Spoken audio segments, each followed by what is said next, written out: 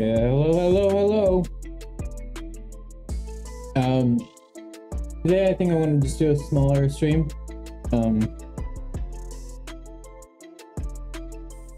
I have to get ready for tomorrow. I'm leaving for a work trip, so the next week I won't be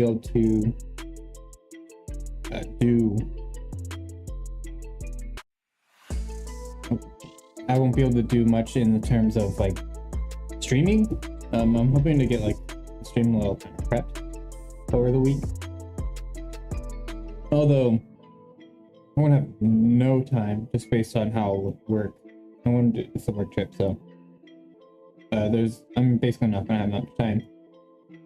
So last Tuesday we started doing some Leet code problems, which is cool, and we're going to continue doing that today.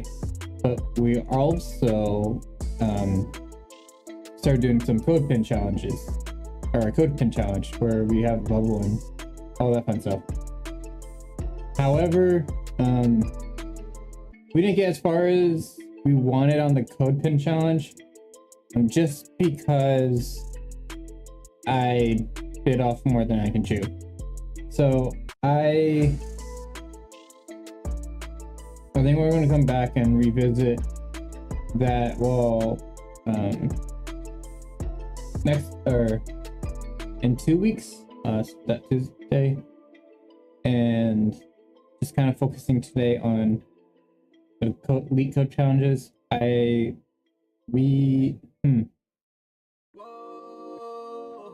So we're going through like all these like cards and stuff, and I'm hoping these are kind of like in difficulty order, the same difficulty order.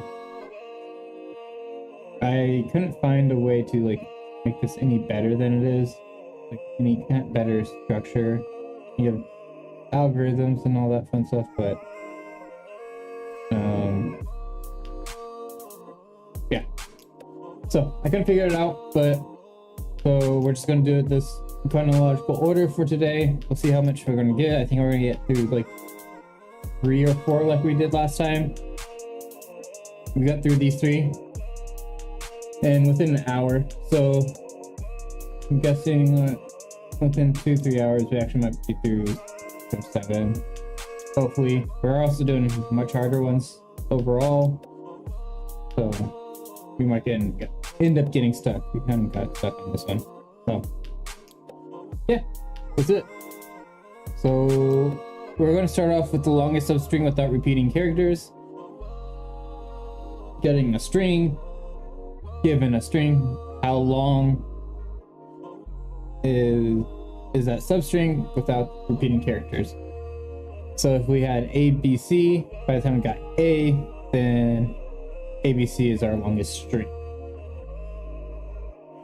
So the way I'm thinking about doing this is just kind of having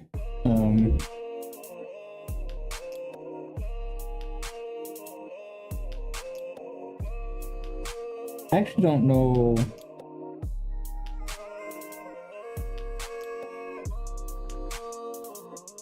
if they want the last updated or not.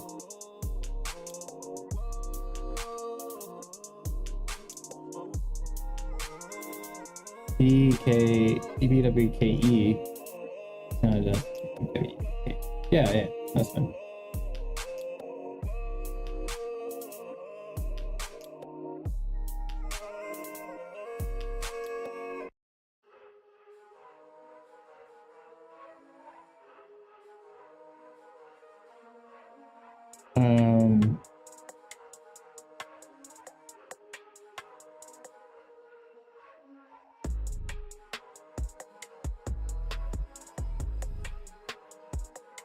So here's how I'm thinking. So we have a substring, we're going to keep track of something per substring iteration. We're going to loop through it all. And if we like encounter a character, we kind of shift over the substring by, so we'll remove the first character, we'll like pop the first character, and kind of check from there. So, hey, this, yeah, actually,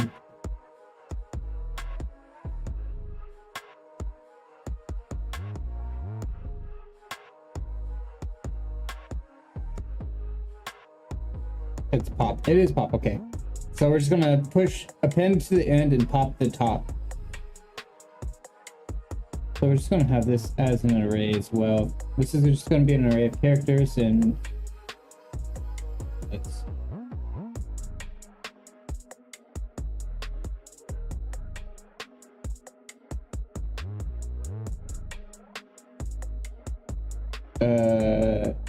I think actually, if I remember correctly, it's a little different.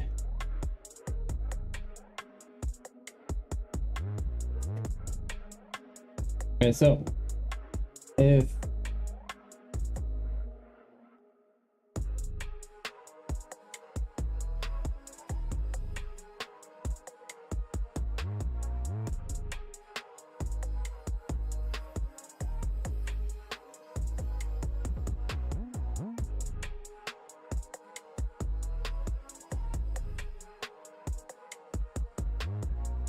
I guess you could be the second or third character, right?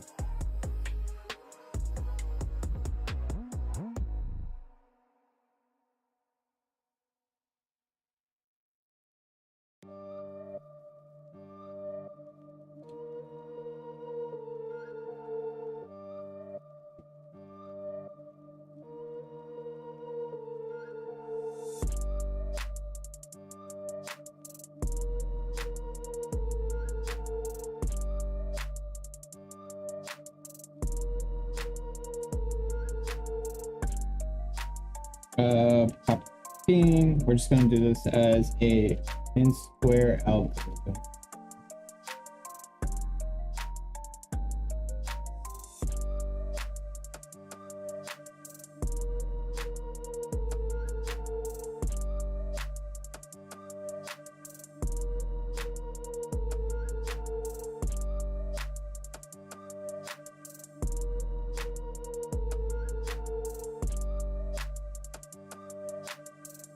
So basically what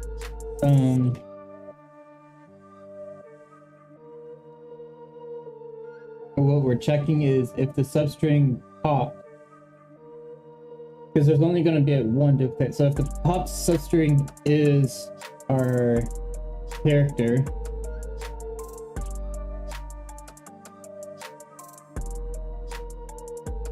we're going to break popping our thing. So that way, if it's popped to the second or third one, then we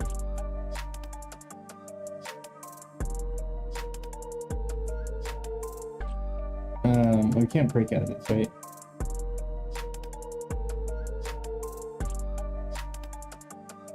Yeah, there you go. We continue on from there.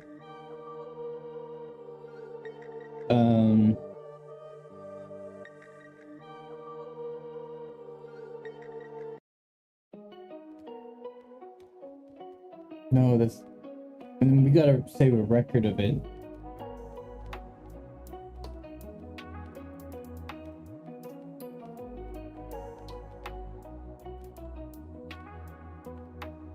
Yeah. All right, so our scene, we're checking scene, not substring, because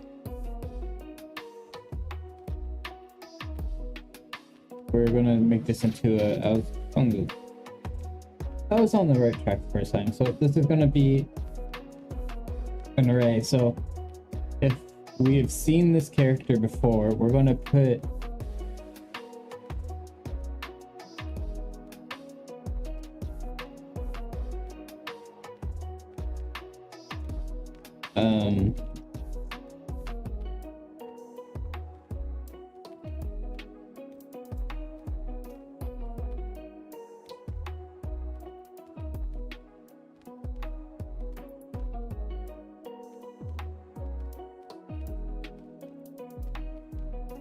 if our latest substring is greater than our result substring,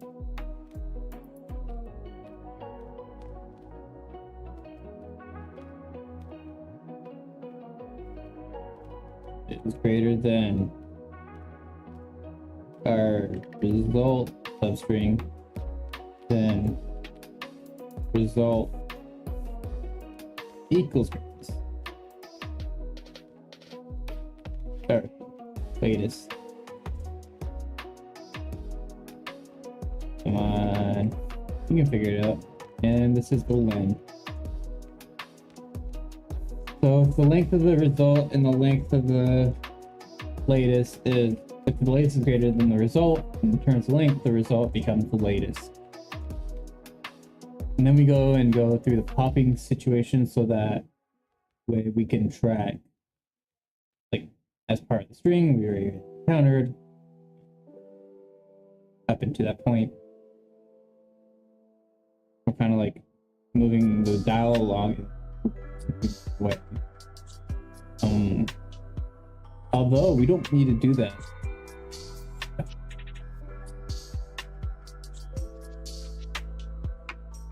We'll do it for now. I think I have an idea of making this better, and that's just in. And then for this one, we're just gonna go latest plus equals car. All right, so we're gonna run it.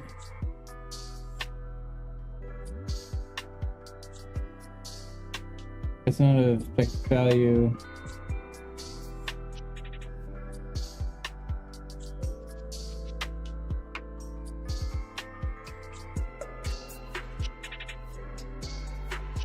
Oh, it returned blank because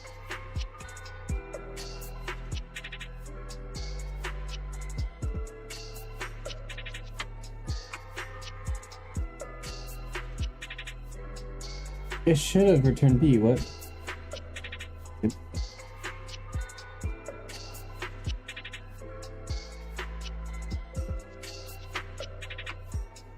Oh, we're not using scene right now, huh?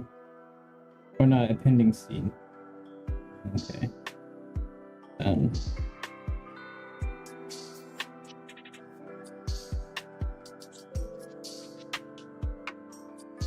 We're gonna append the car of scene as well. Can't forget to do that.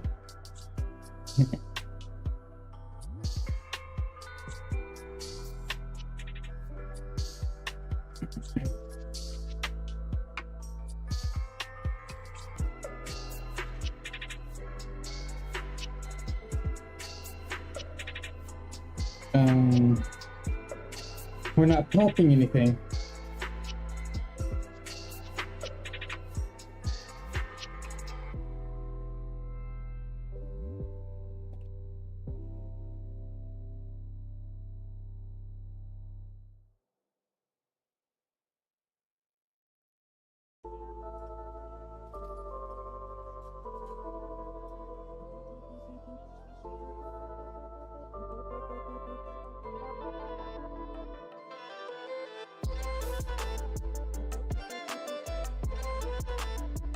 Oh, we're doing checking if S is in scene. We're not going to check if car is in scene. That would make sense. That this whole loop just doesn't work. Alright. Now it should work.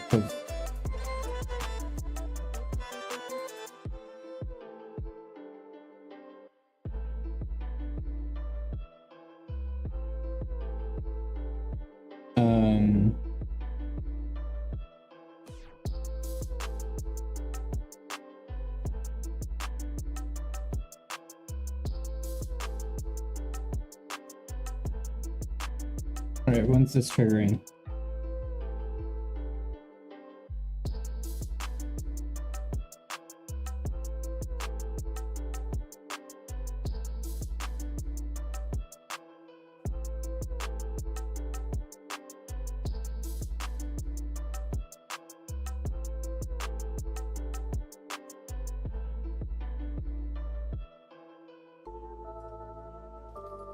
Sure.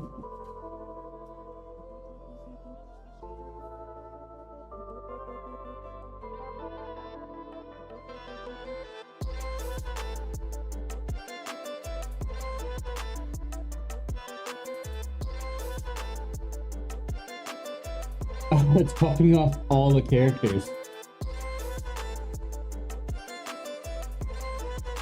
What is pop then? What are we getting from pop?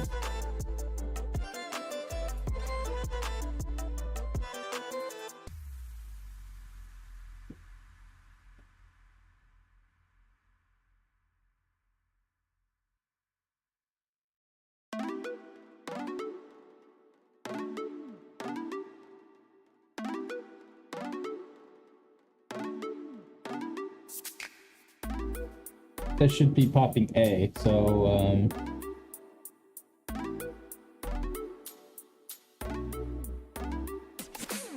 there's something that we're missing? Oh, pop 0. Okay, okay. Let's try that again. I messed up the methods. My bad.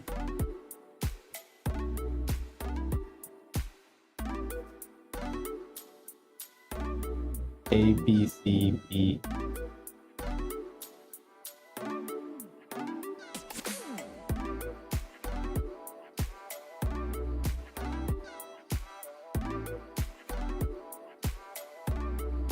And then,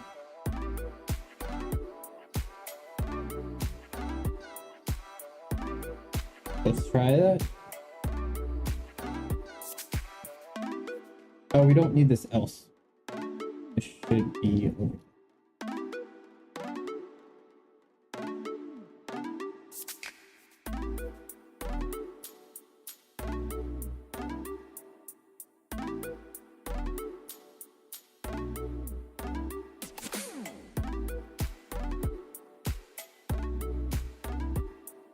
ABC is not a valid return type. We valid it for the expected return integer.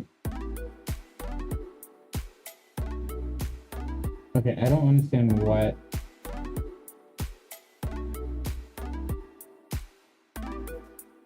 Oh, are they trying to?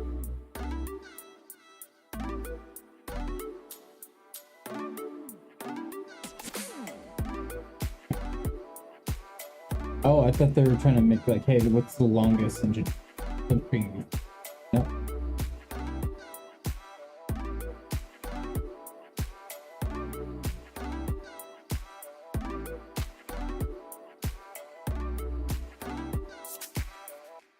I'm returning the substring itself.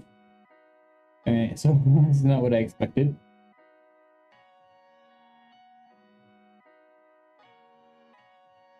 I suspect all the print statements now.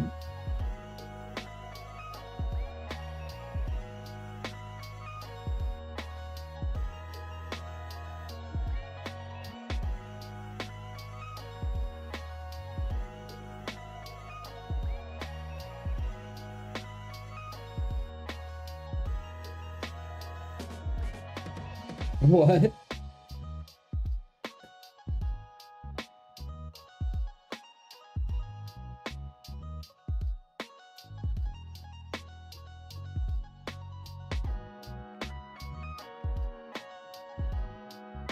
Okay, I think the issue is because it's a length of one, so.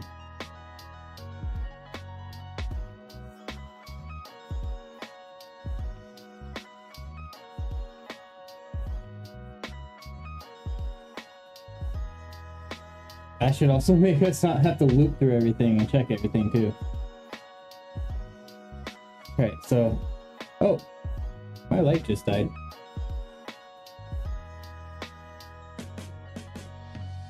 What?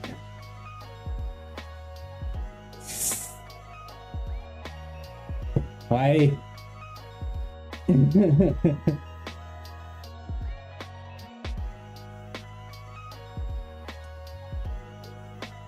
Oh, you can use the test case. Alright. That helps out. But since we're only interested in the length, so the longest is always going to be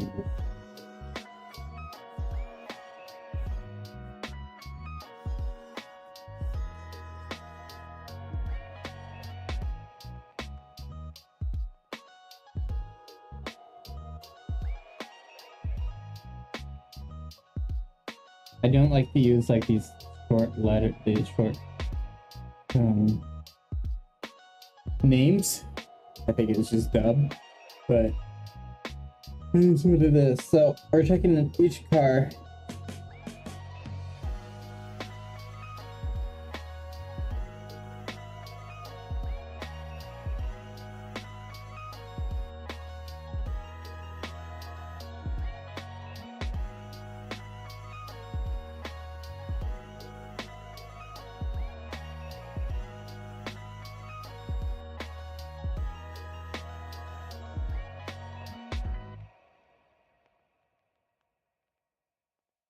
I want to do the, like, I know this is going to be wrong, but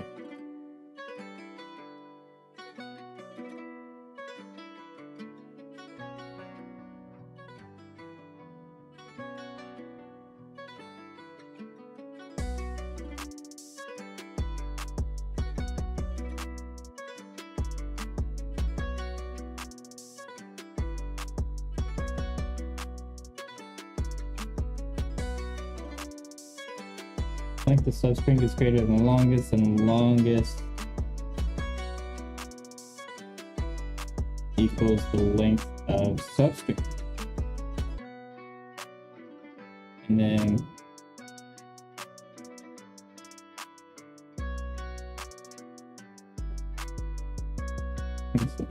that, and then we just kind of do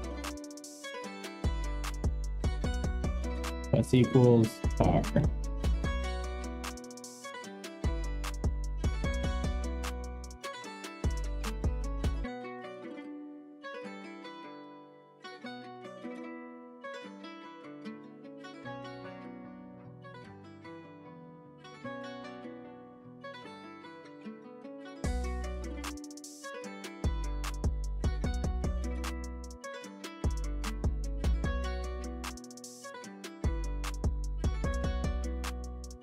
Oh, we should probably also do this check here.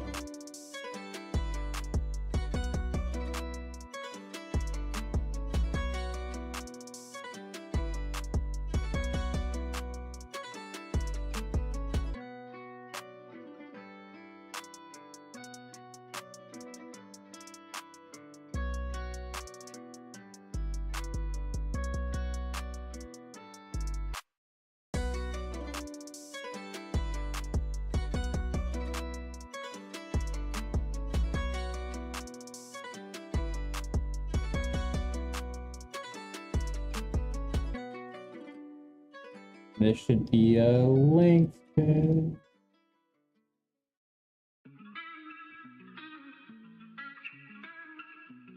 So we're checking the length here, and then we're setting it. Realize this is probably what I was doing wrong.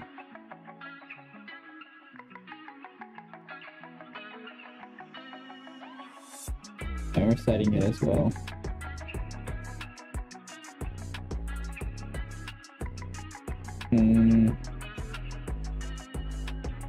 Alright. I think this will pass everything. Well, I don't think it'll pass everything because of how dumb it is, but I know it's gonna fail somewhere.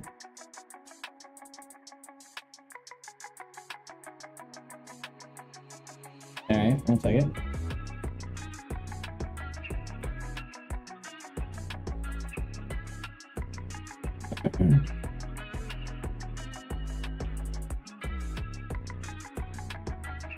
Yeah, we need to keep checking the scene.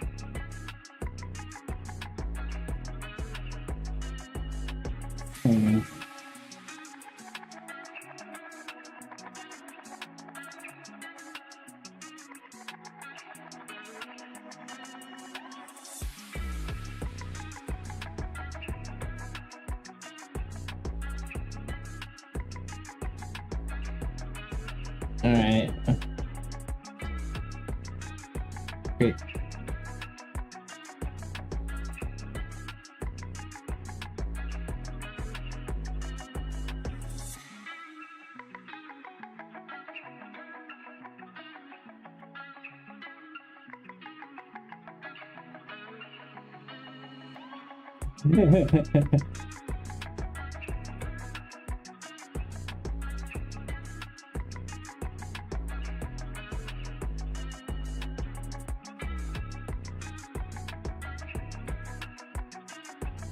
Oh yeah, okay, yeah.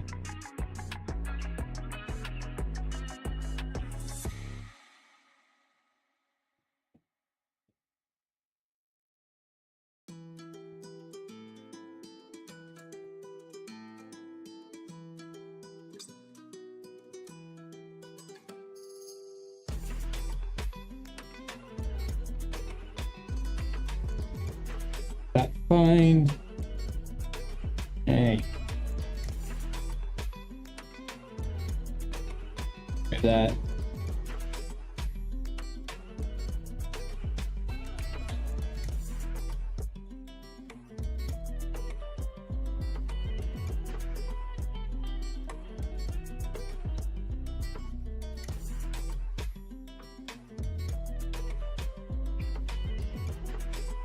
So this is a primitive.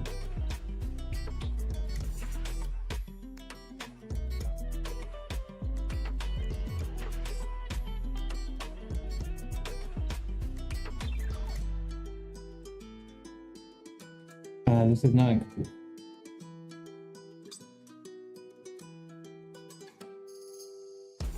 Oh.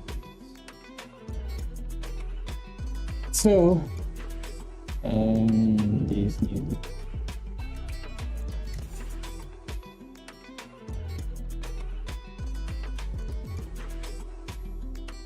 I think that's what we just did with the tracking and stuff, but.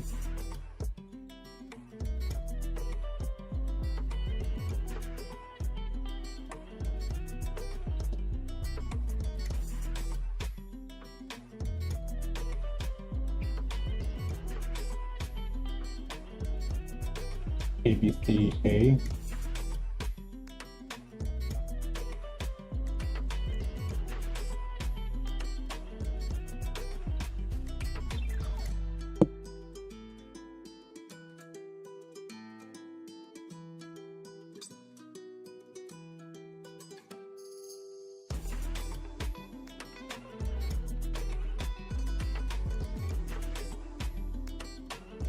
Alright, I'm gonna use this. Let's see. Oh, what? Look at that. ABCA. Printed for Y. D, XCA, BCCA.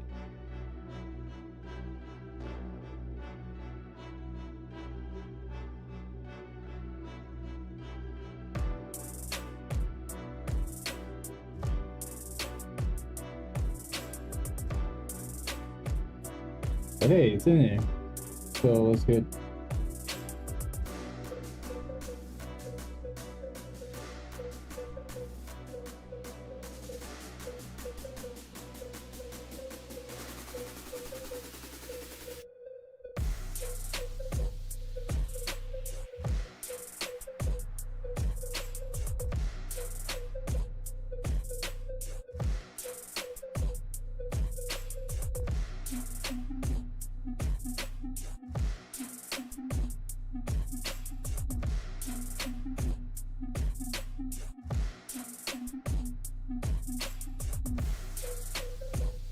Oh.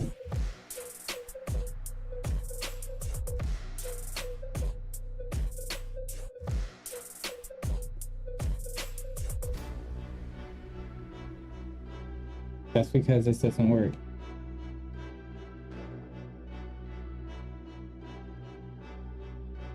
Can I just do the find?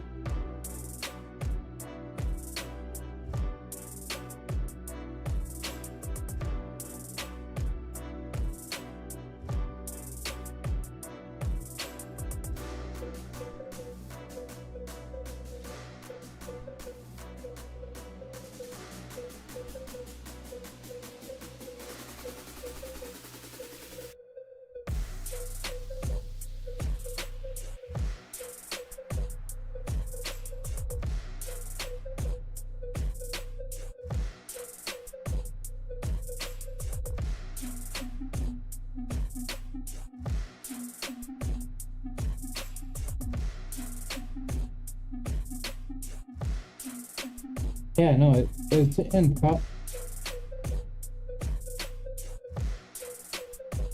I'm not looping.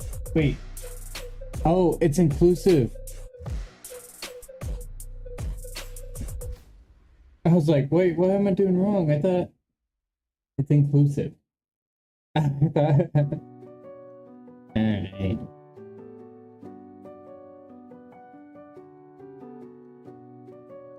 I should pass the test. Yep.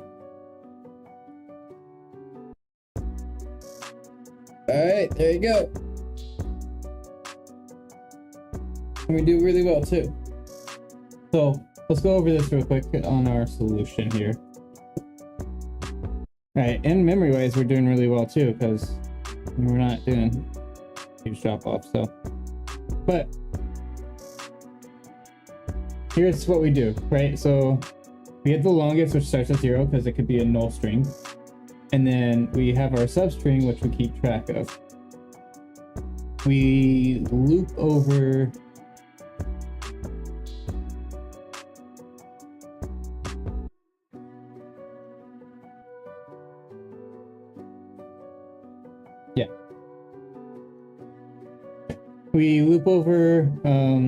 all the characters in the string, and the character is in that substring that we're keeping track of, because we're kind of like taking the steps at a time, kind of moving the character over every time we find a character that's in that substring, kind of shifting it to that character or past that character, which is why we do the +1. So if we find that character, we check the length, which just checks, hey, is this substring longer than the longest substring we found? If it's yes, then we assign that. Otherwise, excuse me. Otherwise, we just kind of, hey, we found this character in the substring. What position it's at, and then we grab that position and we reassign the substring. We just chunk that piece out. So yeah, we're basically chunking that piece out of the substring, and then we're just consistently adding the new character onto the substring and kind of like shipping it away. That way, if every time we find a repeating character, we check the length. Is this the new length? Is this the longest that we've ever found? And yeah, that's how we do it. All right, let's go to the next one. All right, find the median sort array. So given two sorted arrays, sorted, nums1 and nums2, so they're arrays of numbers of size 2 for different sizes. They can be the same, but they're 2 different sizes. Return the median of the 2 sorted arrays. The overall runtime complexity should be log m plus n. So let's look at the example. If 1 plus 3 is equal to, I really don't care about that. If 1 plus 3 and 2 is equal to 2, then or if 1 plus 3 is 2, and that's also 2, then it should be 2. 1 plus 2 is 2, and then that. So basically, you're kind of just like summing up these 2 arrays and then finding the average. However, you don't want to do them at the same time. You want to do it at the same time, so they're not like 2 and.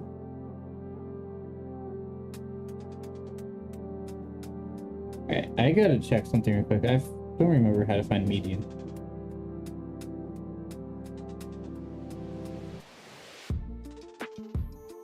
N plus 1 divided by 2.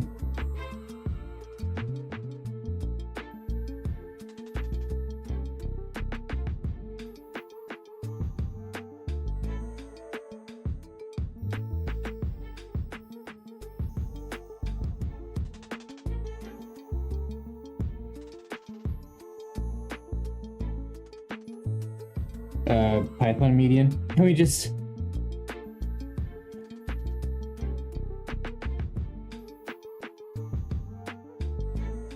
Median of array.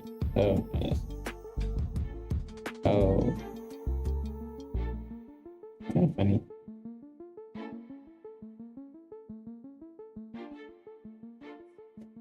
Can we get away with this? Do they allow us to have this?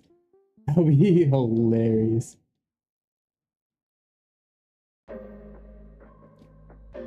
I'm kind of curious. Not do anything.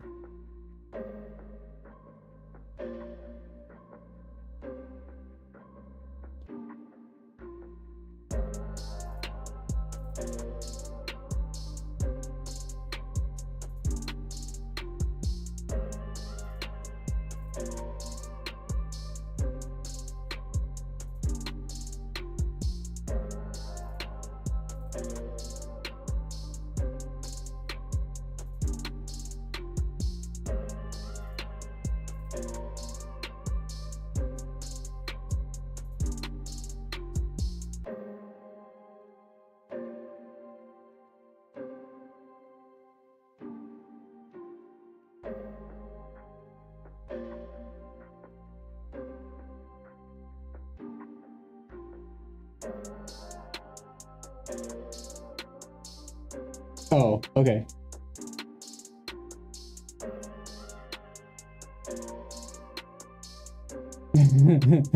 So it isn't working.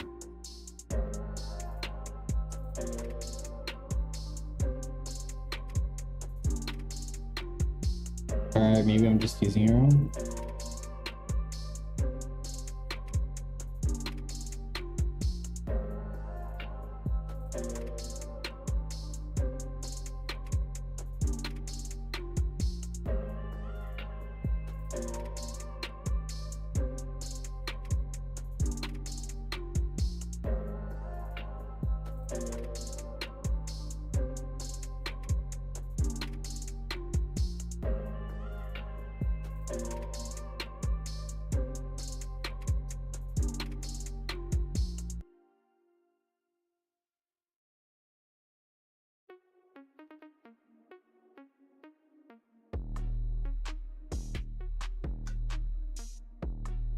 Why don't we just join the two arrays?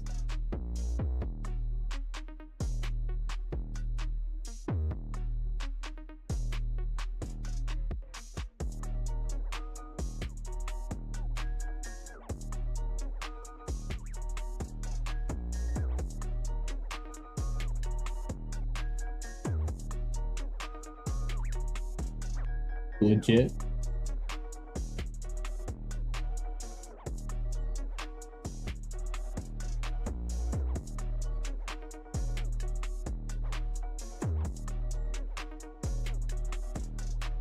Oh, yeah, because we renamed them.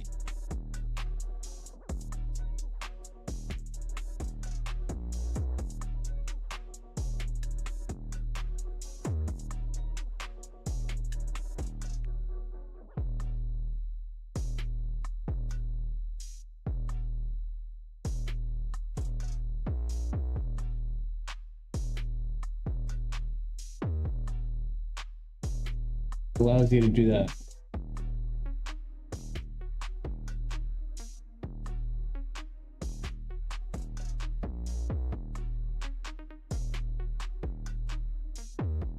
It's supposed to be hard, but you just add the two, like concatenate the two arrays together. Find the median. Is it saying like you need to find the median? Oh, I'm curious on what the solutions are now. Oh, I don't want to find mine. No, sorry. Sorry, not sorry.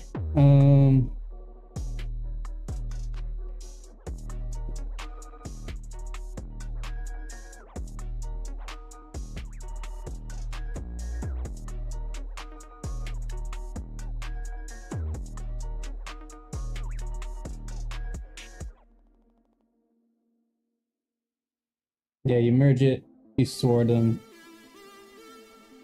You don't need to sort it.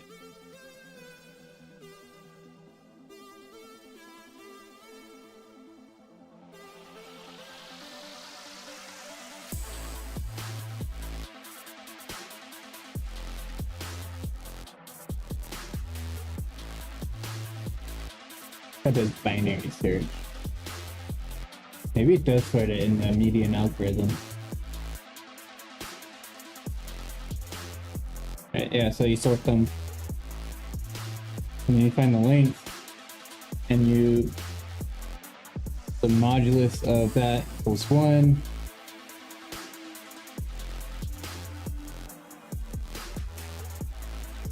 I guess what I don't know is...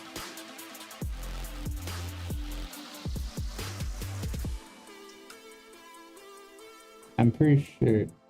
What is... I don't remember what that... I don't really use these kind of things, right?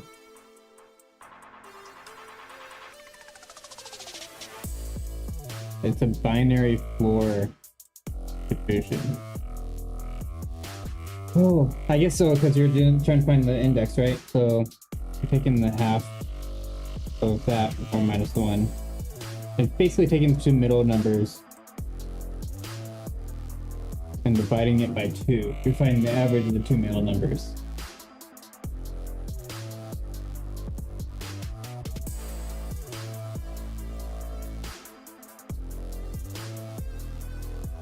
Okay, that makes sense. Alright, let's go to the next question. I cheesed that so hard.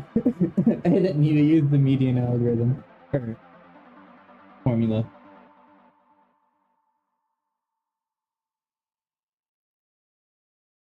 Palindrome. BAB. ABA is also a valid answer.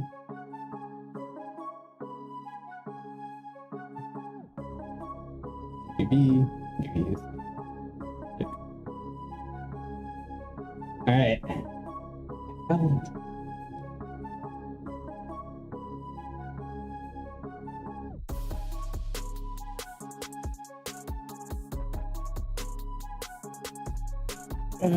Alright, let's go.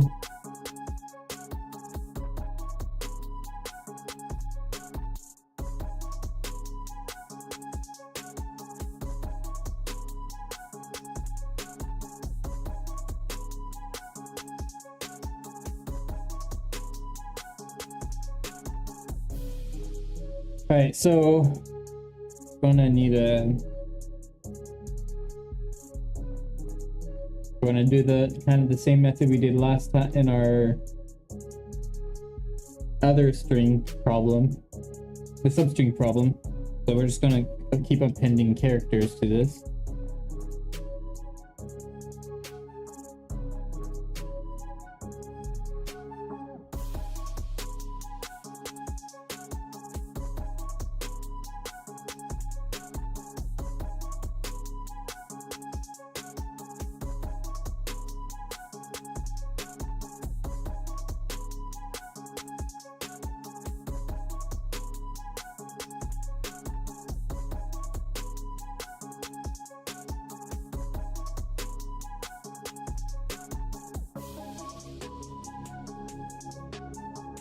Alright, so if the last duplicate number is either 0, the last one, or 1, which means it's kind of like skipped over, then it's a palindrome.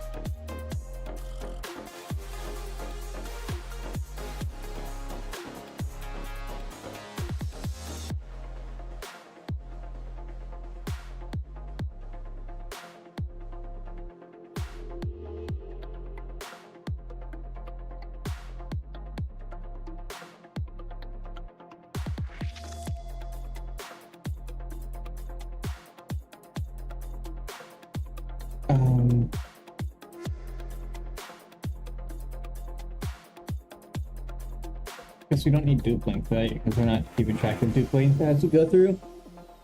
So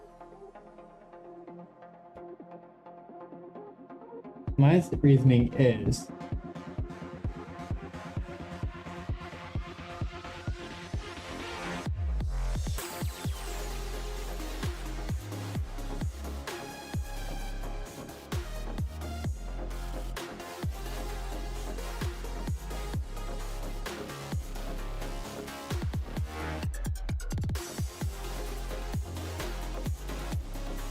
this is going to be a long one.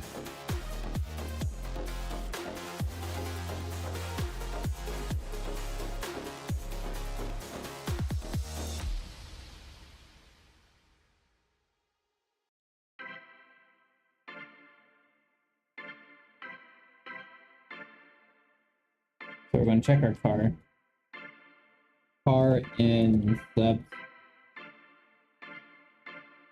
And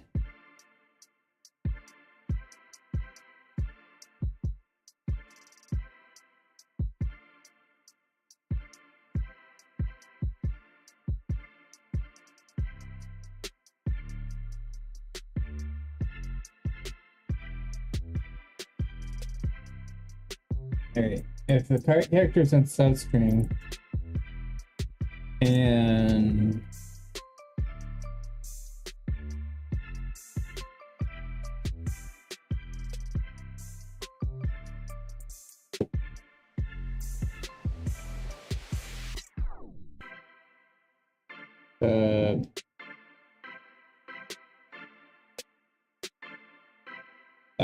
find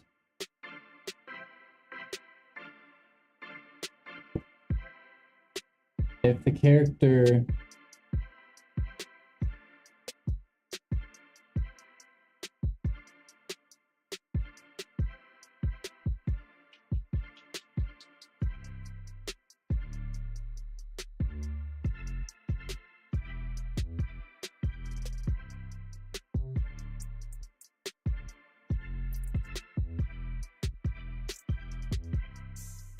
the length of the character minus where the character is at is less than, but if it's less index, which is like say 8 elements in the array, the last index is 7 will be 1 or 2, yeah, less than or equal to 2.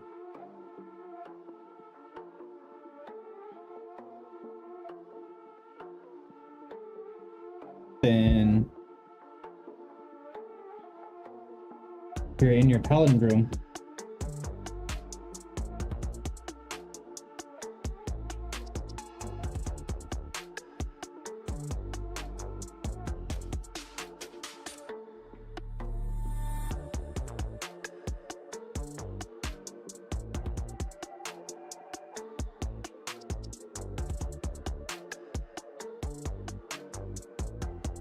I guess I didn't need this, right?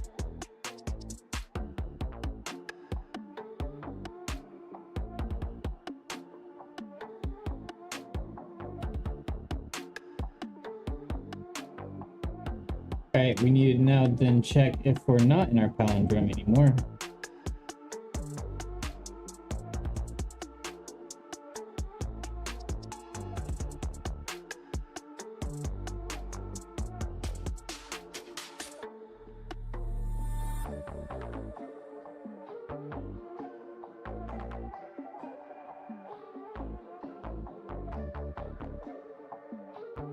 Probably is.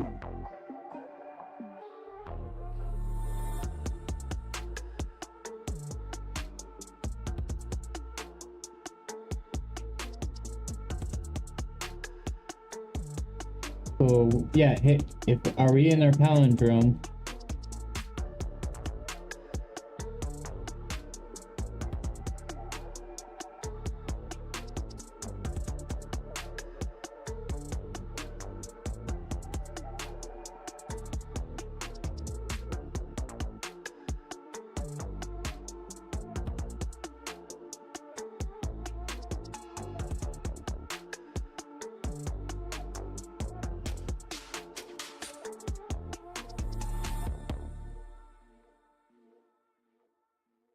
palindrome gap, which is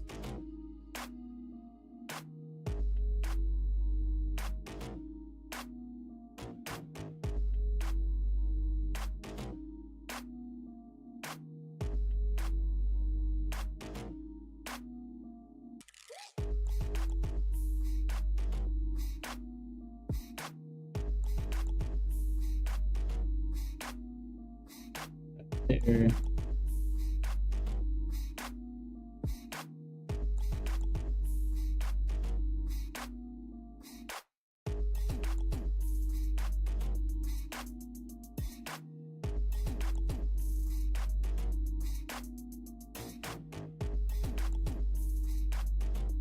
There you go.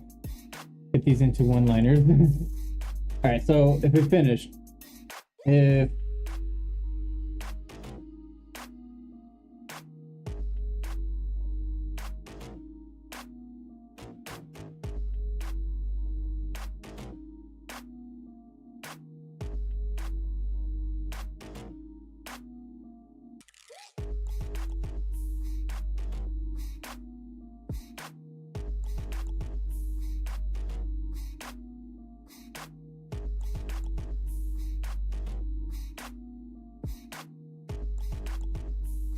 Alright, so we gotta track the distance to middle, which is at starting with 0.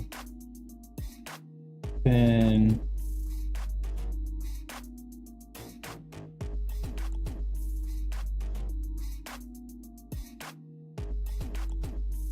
I know this is gonna be redundant.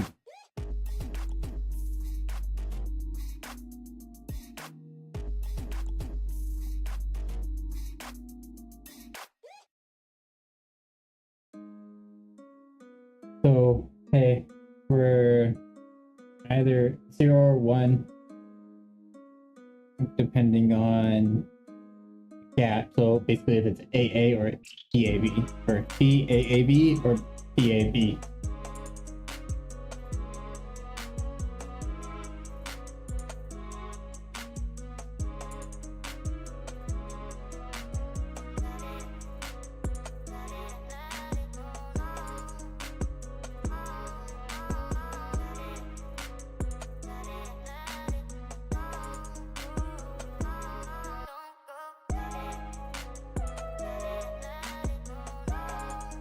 I'm curious because I'm not really thinking of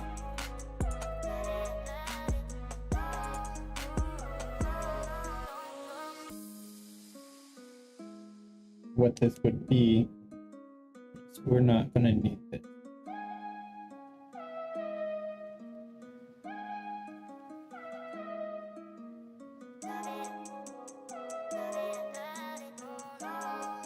So a character is in string.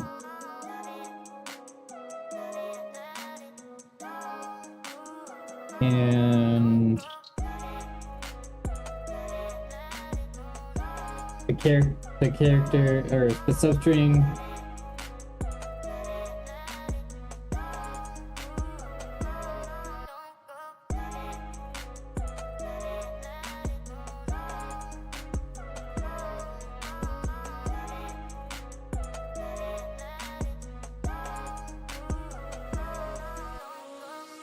and do substring that find equals distance.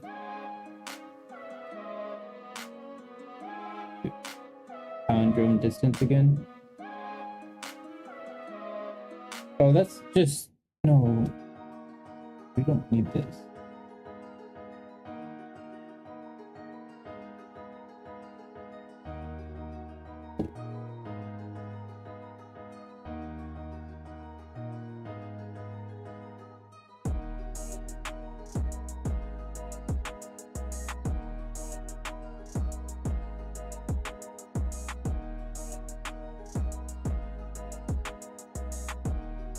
Okay, so per distance.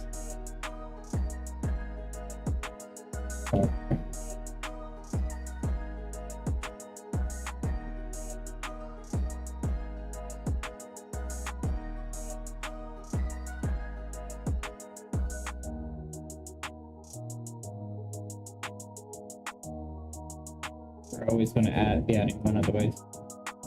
equals. So if it's a B, then it should be B.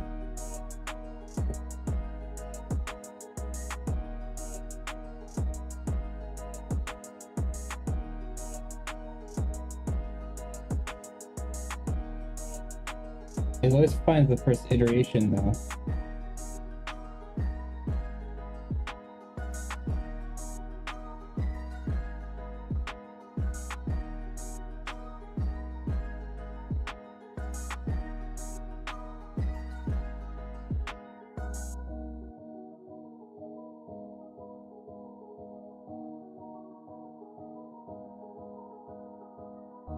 Start minus distance.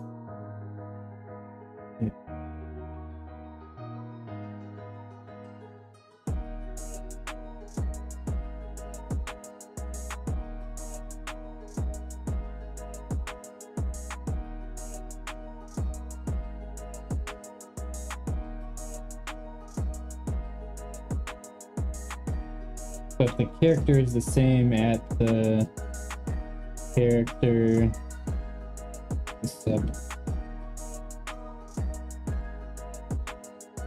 of start minus distance.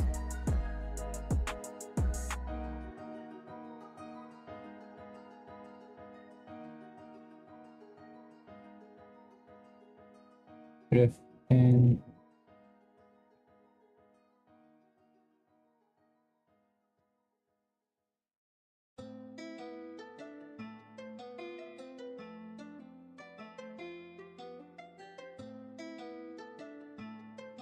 if oh well we don't need to not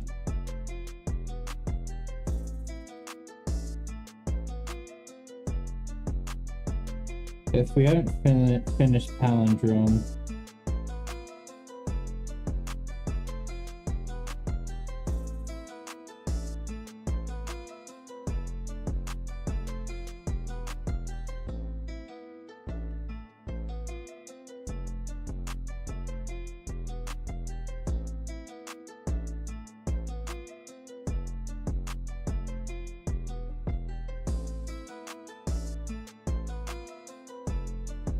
oh, I need to name it, not finish palindrome.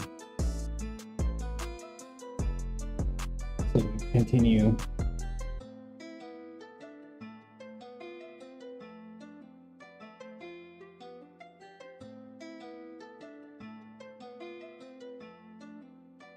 No. We wrap all of this.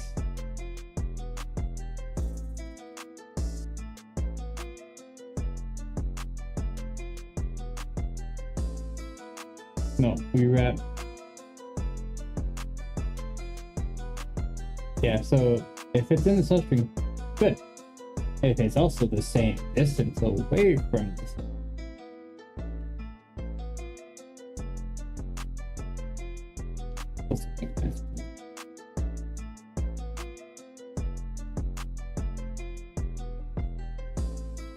Oh, we finished it.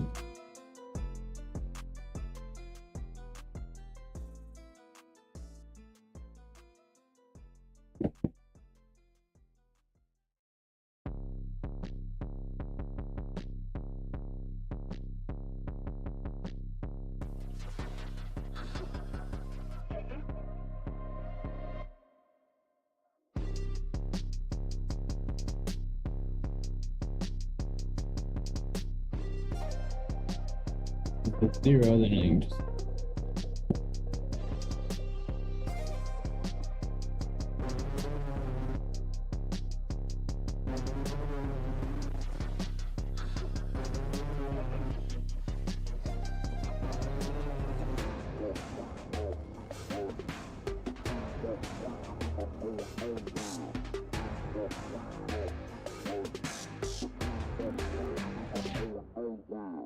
Alright, so basically what we're doing, hey, we need the distance from these two, right?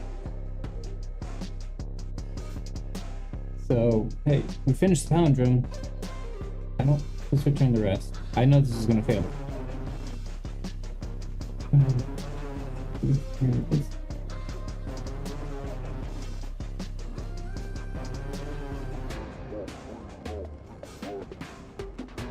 Continue clicking the distance up.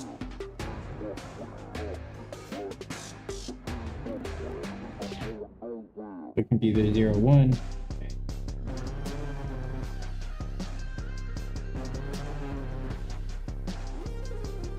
I know this is gonna fail.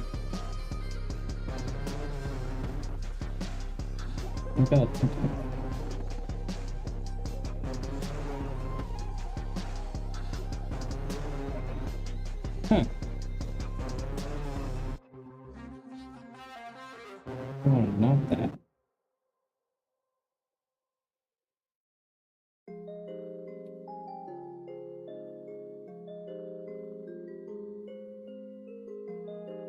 Yeah, sorry. Kind of going through all the syntax errors right now.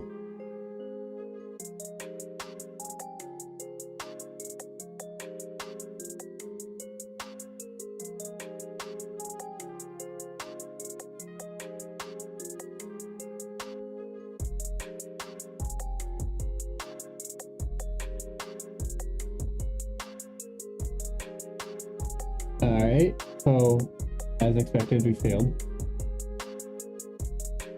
And 0.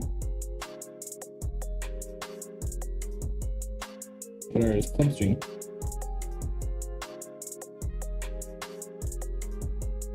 I guess we gotta check if we're in Cauldron first, right?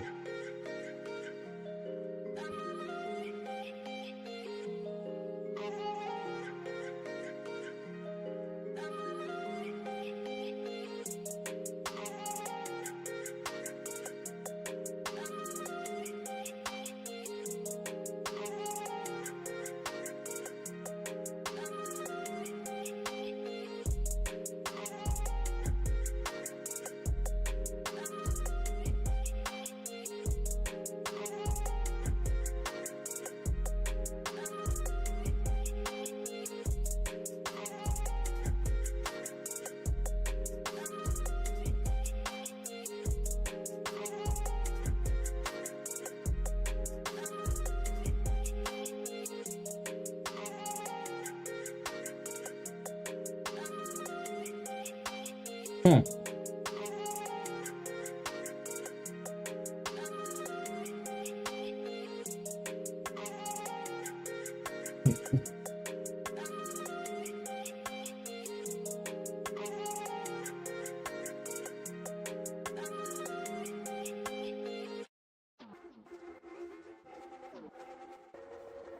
Okay, I guess let's see. Our curse code.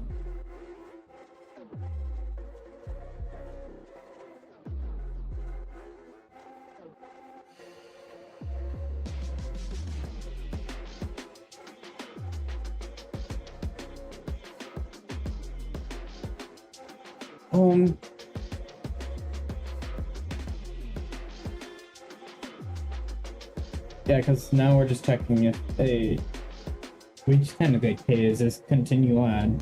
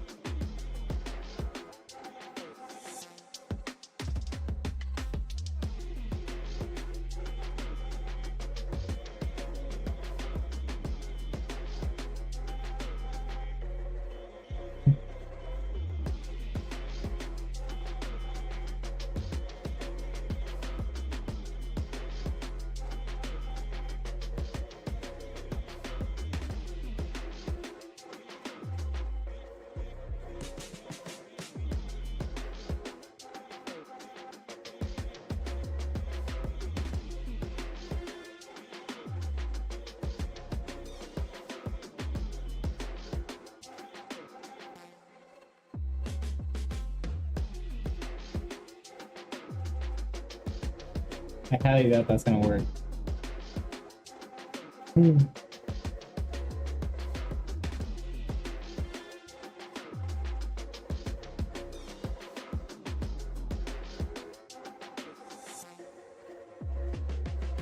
Yeah.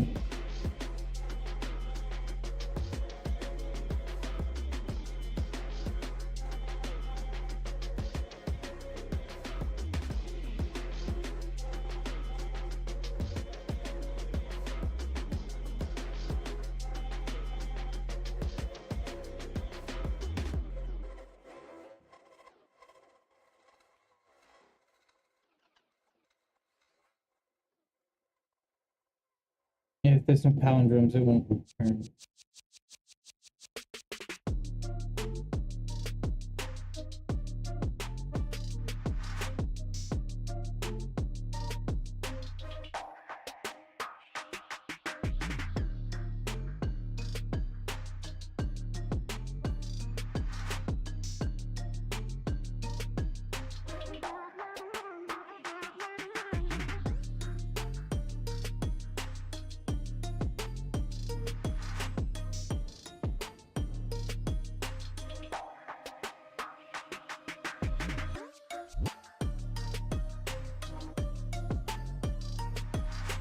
One or two, then it returns to 0. So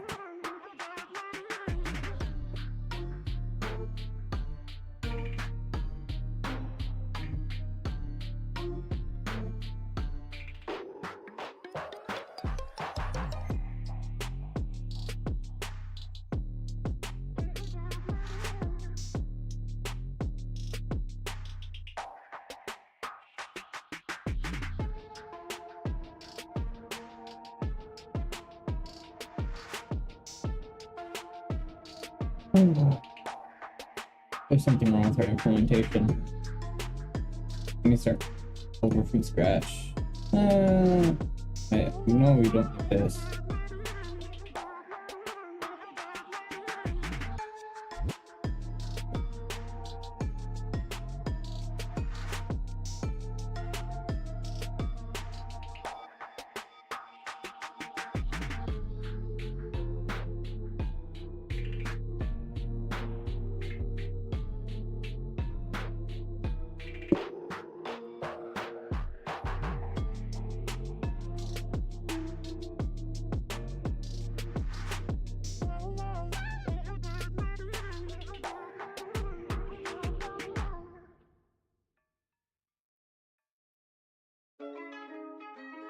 Let's build that character.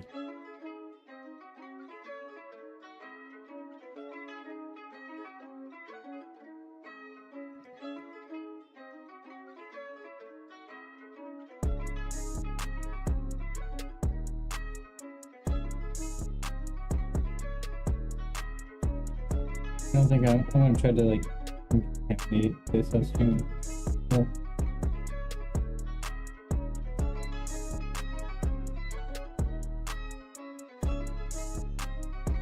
I think this was fine.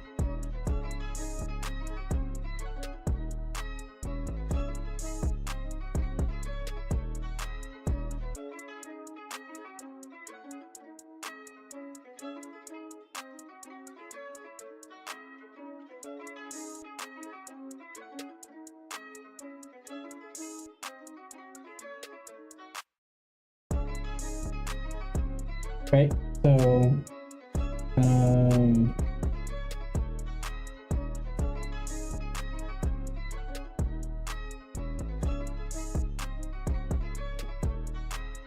alright, so we detect we're in the palindrome if we have a duplicate of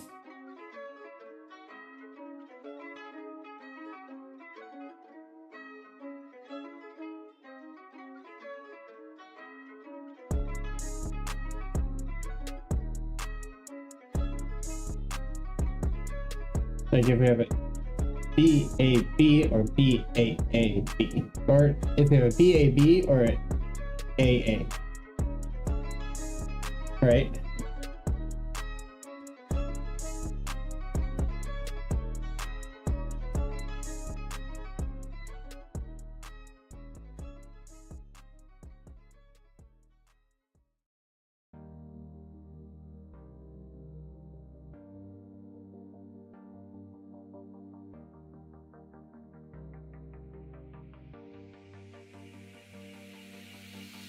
BAB, B, there, BAB. All right.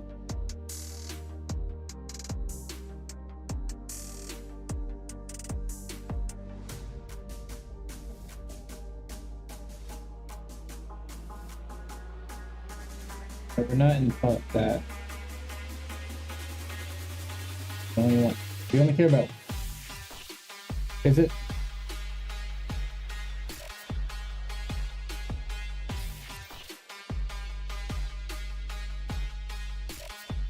Oh, we don't.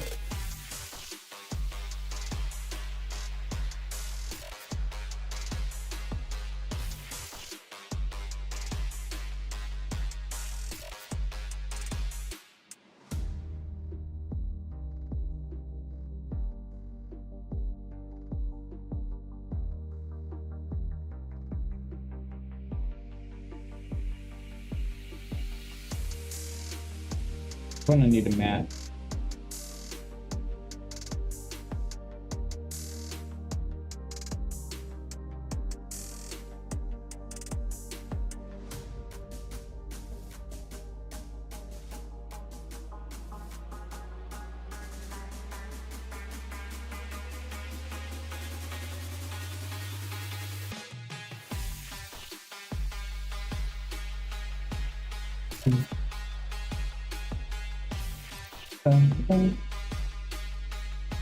Okay.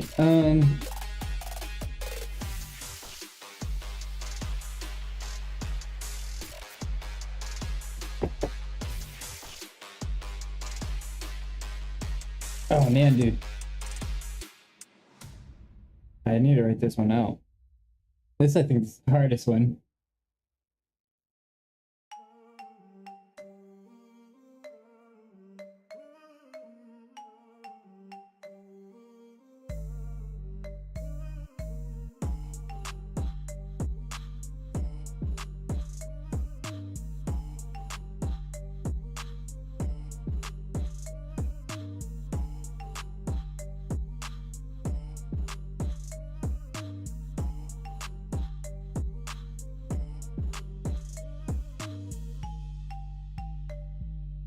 Oh, I'll just use that screen for now.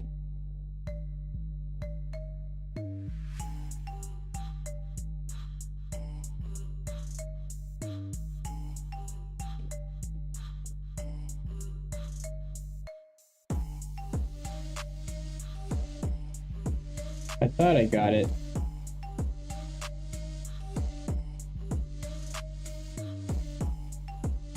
I didn't.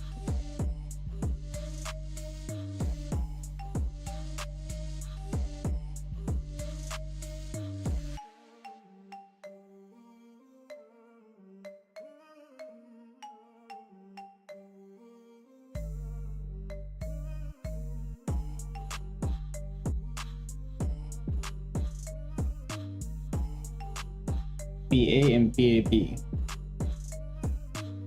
not right.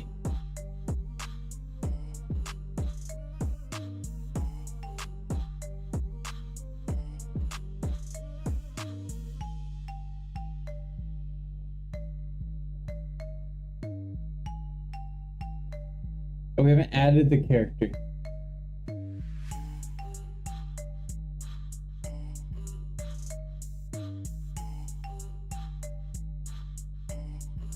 We're doing all the stuff. I think we're gonna have to add the character first before we start.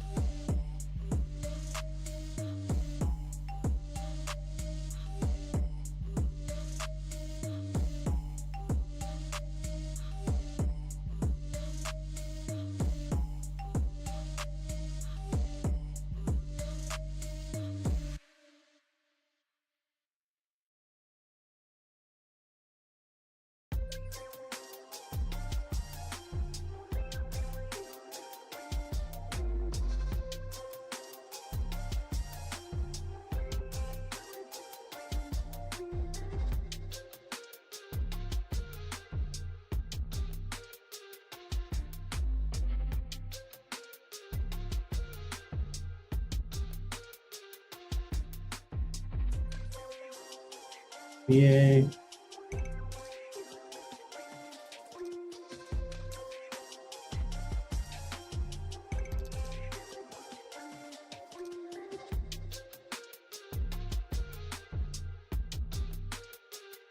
Oh, yeah, it won't work because the length of the substring is 0, 1.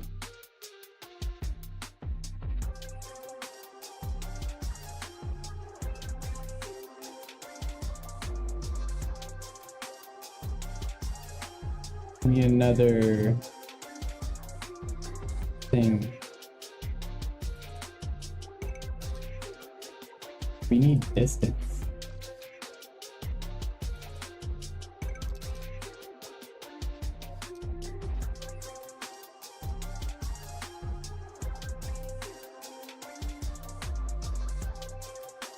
Yeah, this is not working for us.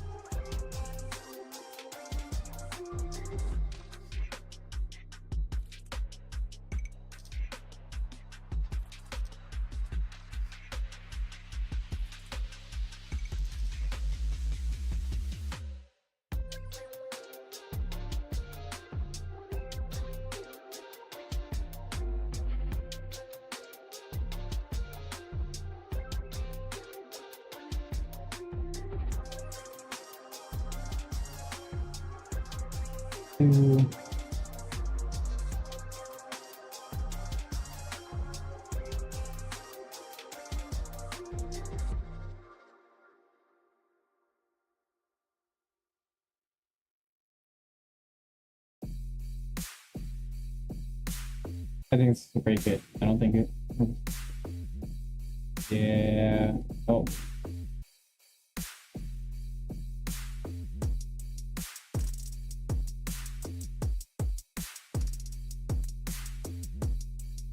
That's interesting. All right.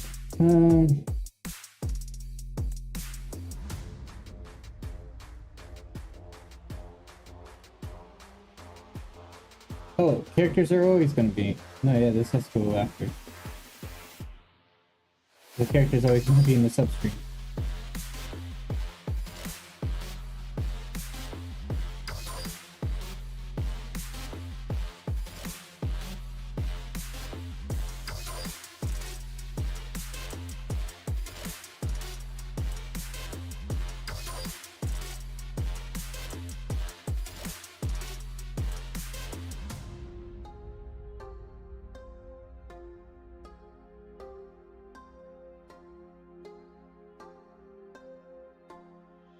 Is a specific character.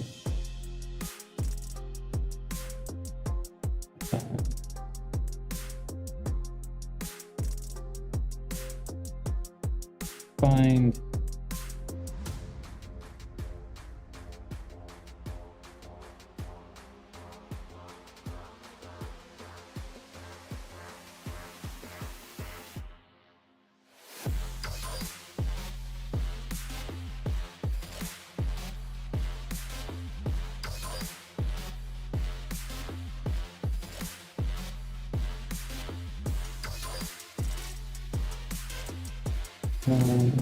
index.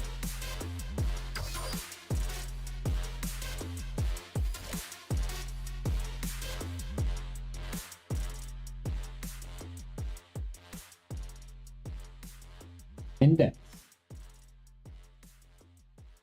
Alright. That might be helpful.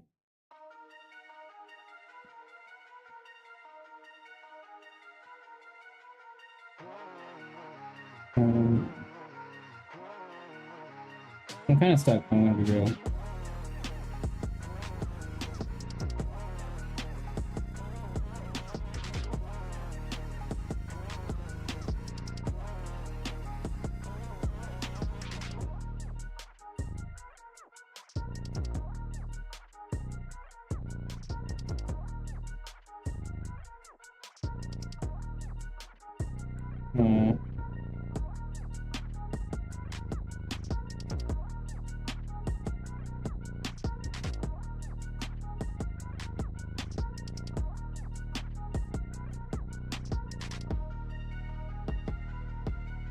I hate its variables so much.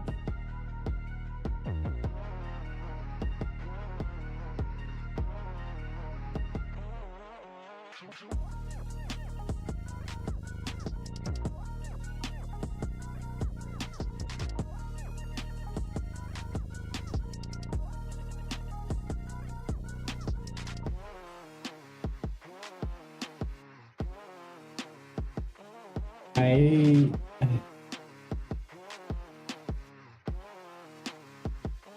so I get like, hey, this is what we're doing.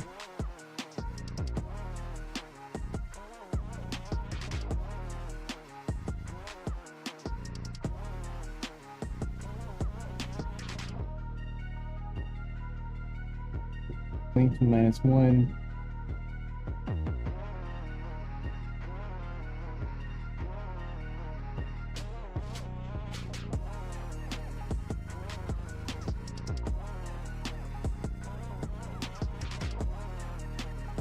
Oh, hello.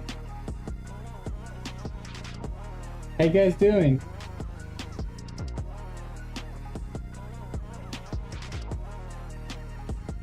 Yeah, so I'm trying to figure out how this algorithm is working. We're kind of just tackling a couple of Leet code problems. I think I'm just gonna ban this one, come back to it. My head seems I can't wrap it around it. So this one is a palindrome where we're trying to find the longest palindrome in as a substring. But yeah, welcome. So this guy has mapped out 5 different approaches, including like a recursive approach. I've really destroyed this algorithm. I kind of got there, but oh yeah, I can turn it down.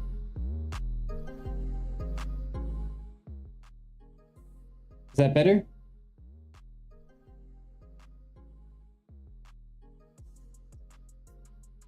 Okay, so kind of just recapping. I'm trying to figure out how this algorithm works.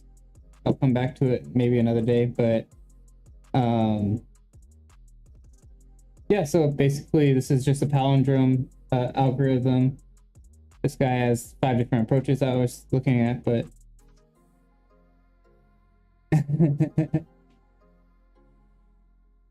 okay.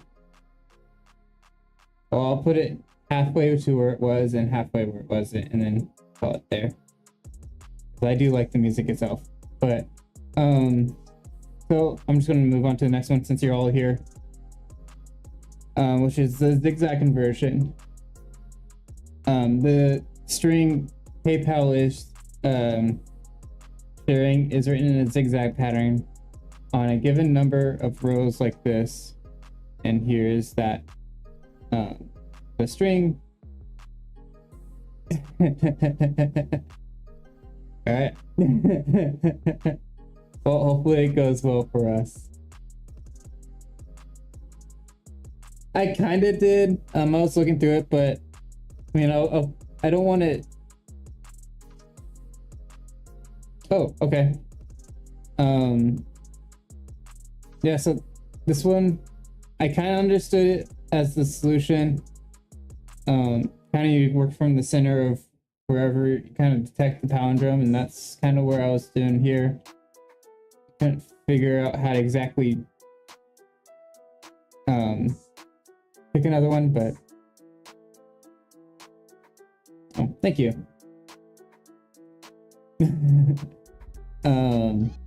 So yeah, I'll just kind of go over where I was and then we'll move on. I was just trying to figure out how. I didn't want to like brute force it, just kind of like go crazy.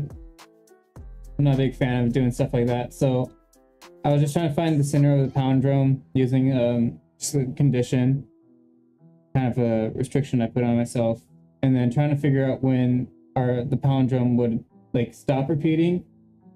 The issue I was just having is trying to figure out where the center of the palindrome was, but yeah, that's fair.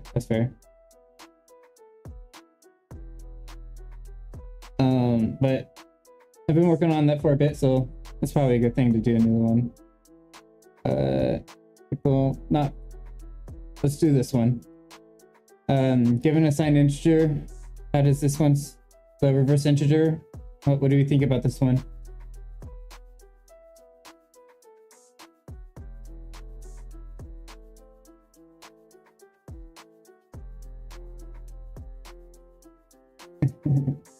All right, sounds good. Given a signed integer of 32, return x with its digits reversed. If reversing x causes the value to go outside the signed 32-bit integer range, this is the range, then return 0.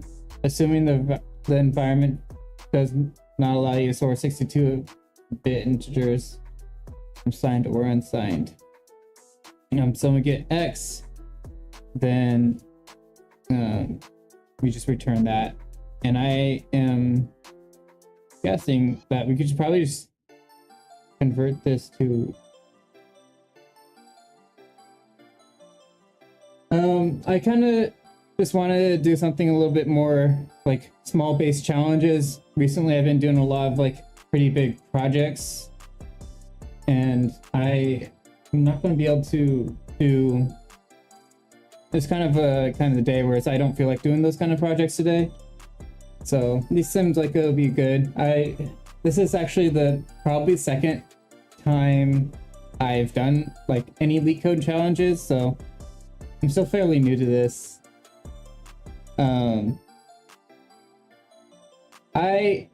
I'm actually a quality assurance analyst professionally, but on my free time I like to do a bunch of web dev stuff. So that is my hobby, you can say. Hopefully one day that might be what I do professionally, but I really love what I do. So yeah, but Leet code seemed to be very like a just good way to improve my skills. So yeah, so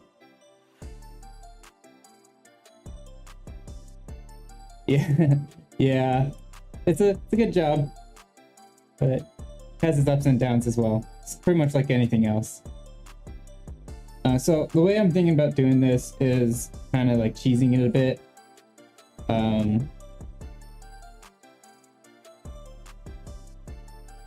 Kind of convert it to a string, and then you can just use the reverse function. I don't kind of utilizing Python's ability to do like these conversions. Oh yeah, that's right. So that way, once we got the string, we can check if there's a negative in front of it. But we're not doing too much like bit manipulation, all that fun stuff. We kind of have what we need. Just a bit easier to handle strings. And and what I feel comfortable with. And we can always convert it back.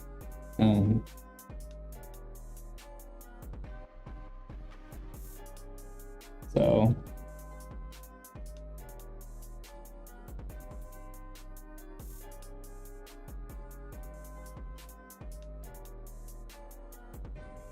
call this like a string int.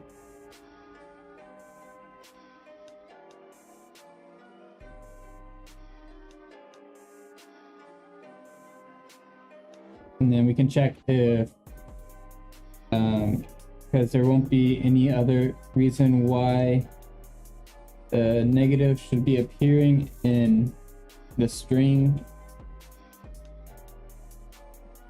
if it's not a negative number.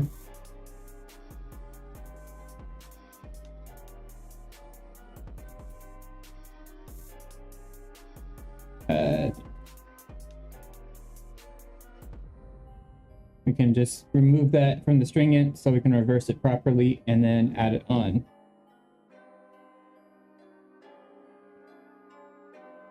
And I believe in the meantime, I want to check if we can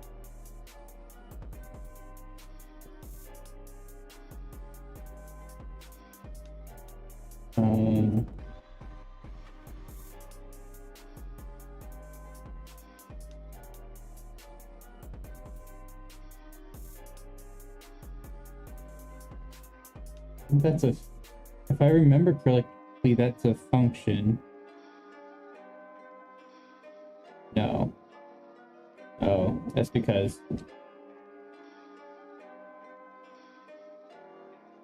sometimes that works.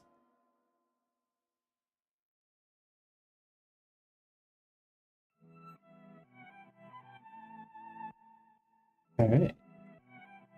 Good to know. We'll just manually reverse this. I'm pretty sure there's a function that allows you to reverse the screen that, but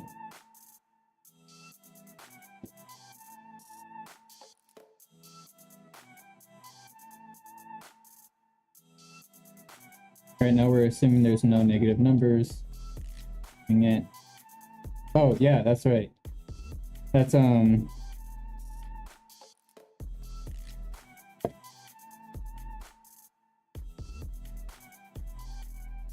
that's Python that has the reverse number, is it? Not Python, JavaScript.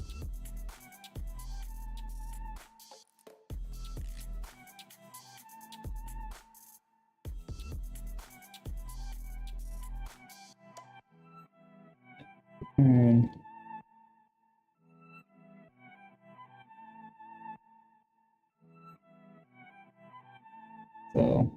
so this will build a negative, but we need to convert back. And we are losing performance on these conversions, which I think are pretty expensive at some points.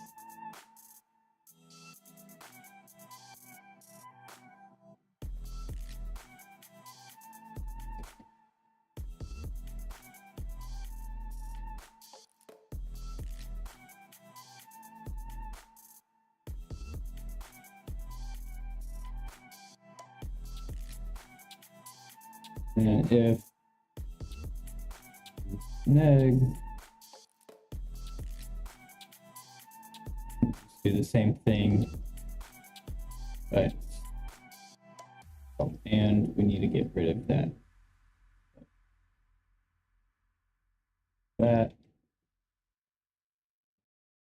Instead of doing it like reversing it like that, we'll just start from first index instead of the 0. Back in. All right, so that should reverse it, and this should oh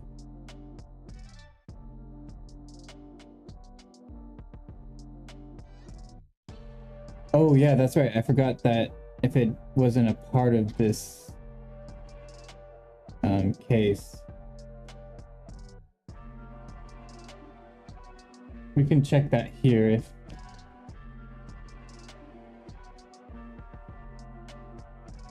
and doing a bit of JavaScript, getting used to doing this round bracket. So if x is greater than 2,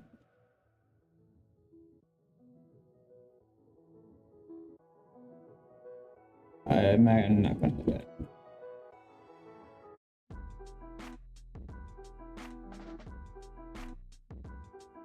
To the 31st. Grab that number.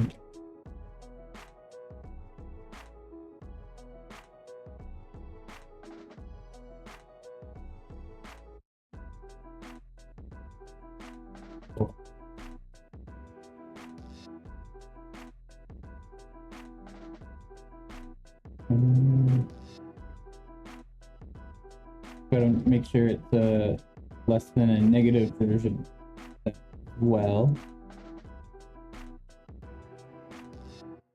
Wait.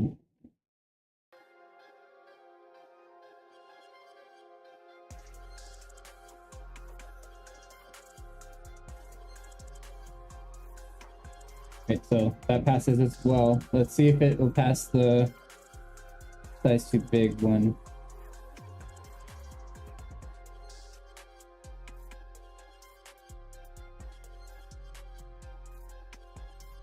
Oh, are they?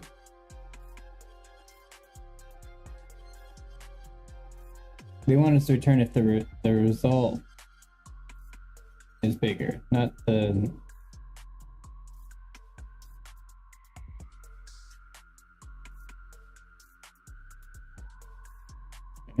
So we're just gonna, instead of returning the value directly, we'll just return the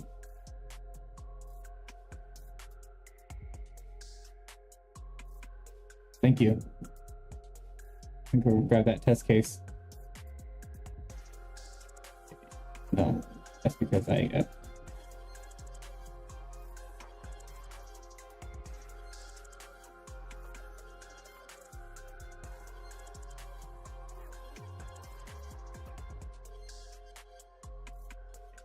use test case.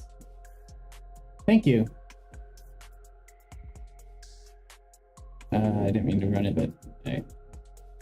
We'll just get the reverse in here.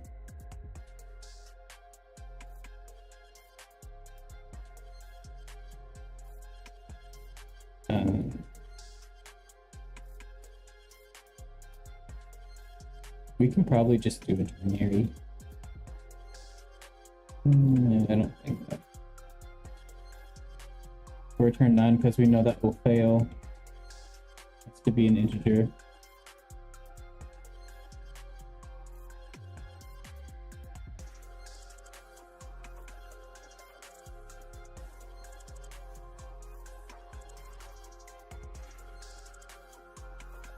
Right. And then we just make this the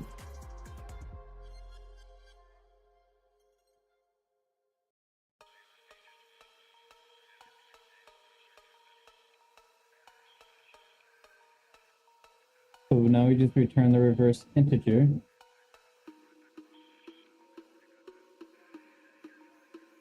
I think this should pass.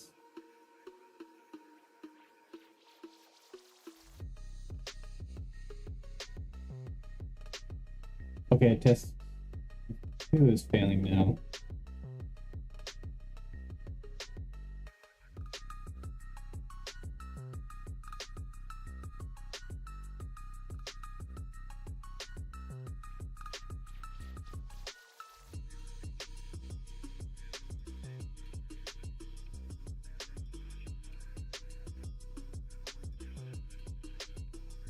Interesting.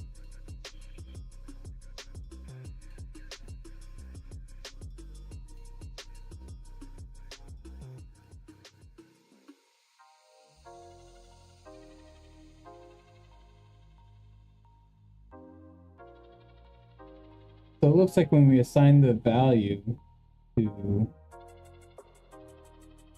I got a better way of doing this.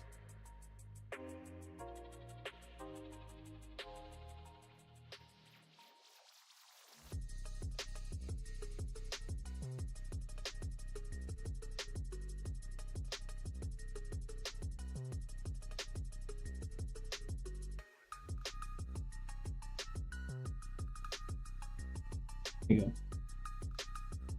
It looks like when the value is cast into a variable, the negative is lost compared to when it's cast to a or returned directly.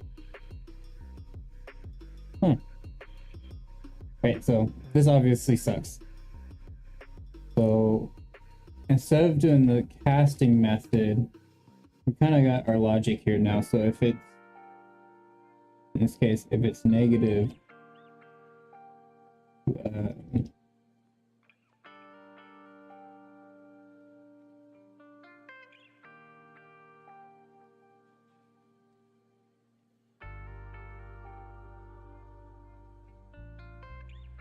we can do stuff. Then we have we reverse it. In this case, we don't need to cast this into an int, nor do we need to cast it to a string. So I want to try to now make the attempt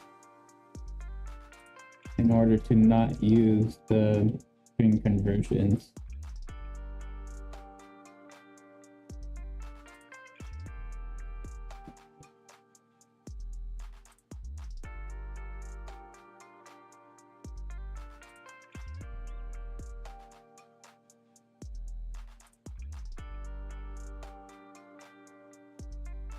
So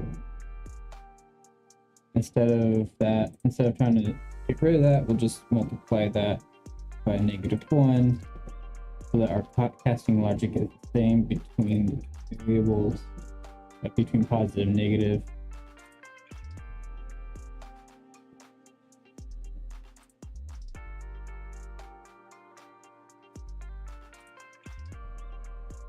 The initial int. We can call this an initial int, which is just x for now.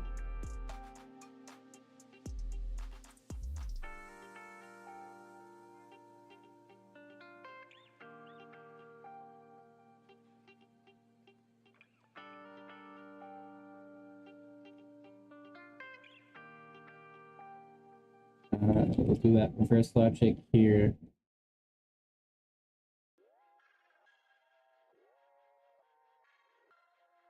How would you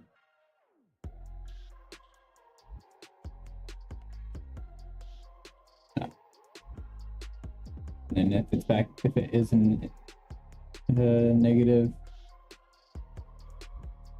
we don't need this either, right? Because we still have access to that.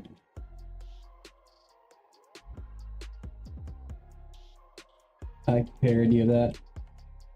So, okay, let's pass that back into a regular integer.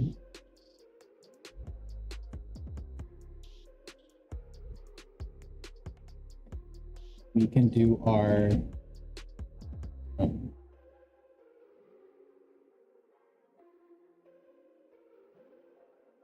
algorithm there.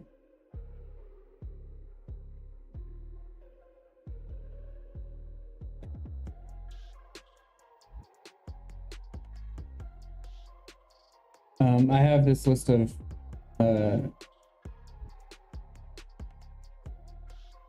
operators opened here just because I was looking at the binary operators. I don't have do they have the bit shifting operators here too?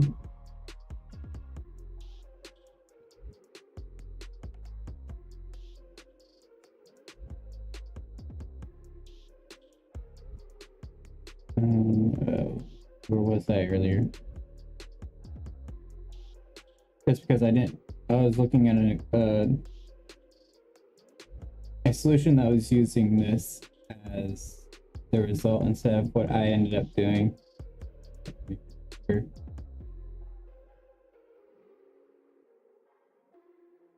What I was doing, but yeah,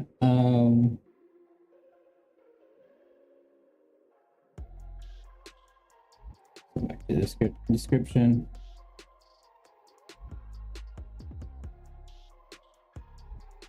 Oh.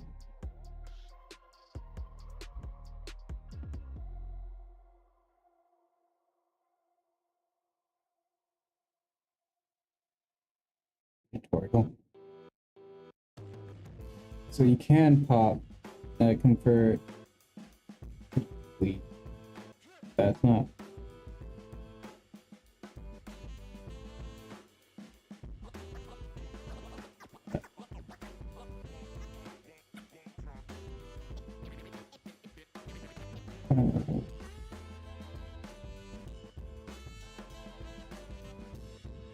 It's bitwise operations. I think we need.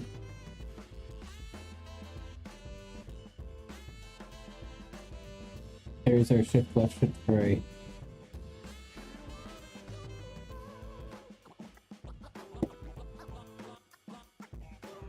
There's our assign and operate.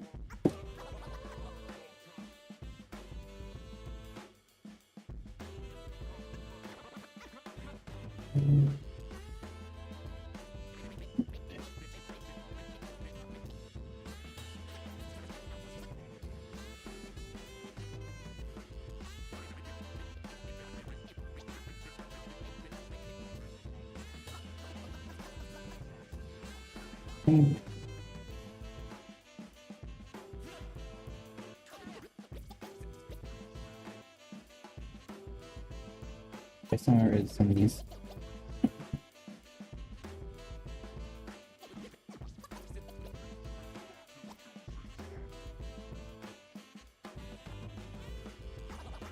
what would happen if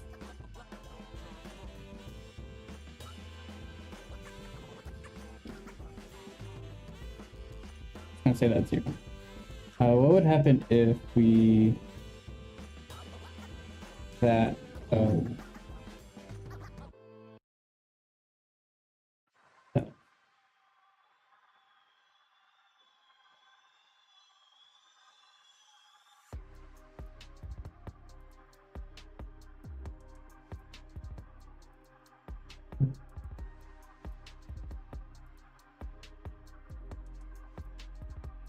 yeah, I don't think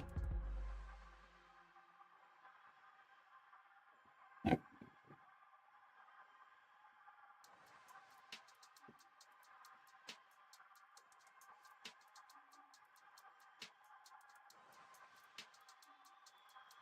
want to look at a solution, but there is some solutions. I guess I'm just gonna have to. Yeah, I'm at a loss here without doing any manipulation, so I'm kind of interested in how they went about and did it.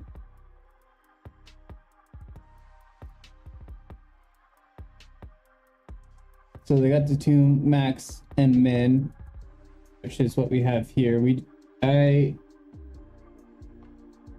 That power operation would take like some processing time away. It would probably just be better to have them as constants there.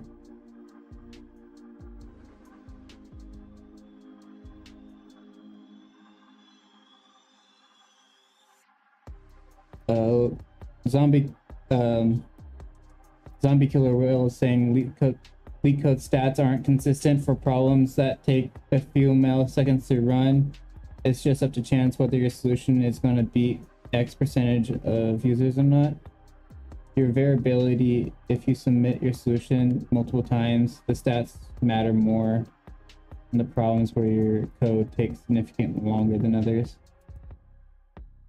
Yeah, I've noticed that a couple of times too. I think their solution around that was to bucket based on your where you sit, like if you, depending on like milliseconds or how long like your average runtime is. So it's not so much like, hey, you're trying to get to the highest percentage of users.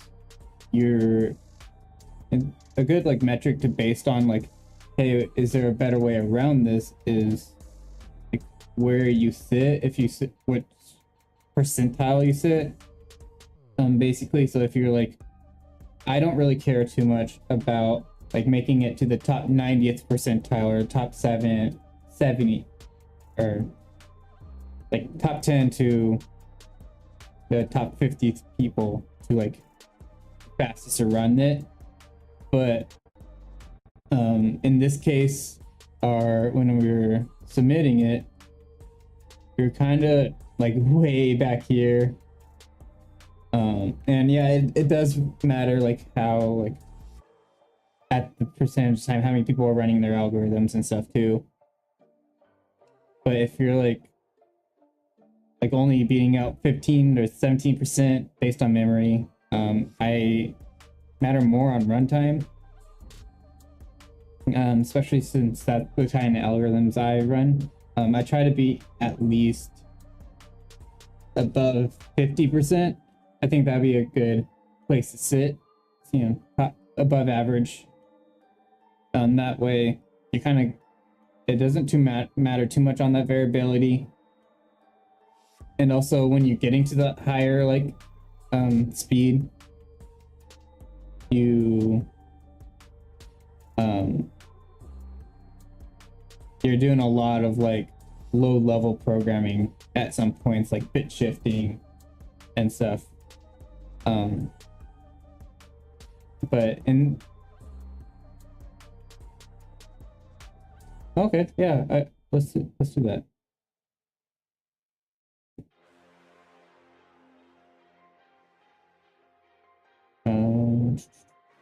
I'll get my submissions.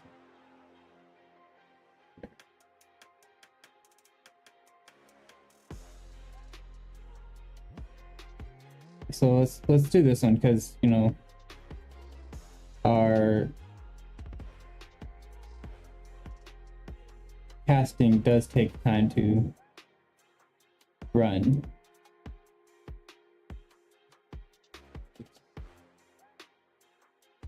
Okay.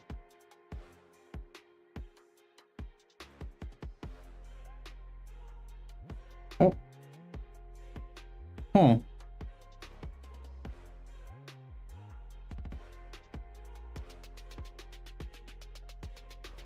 Dang.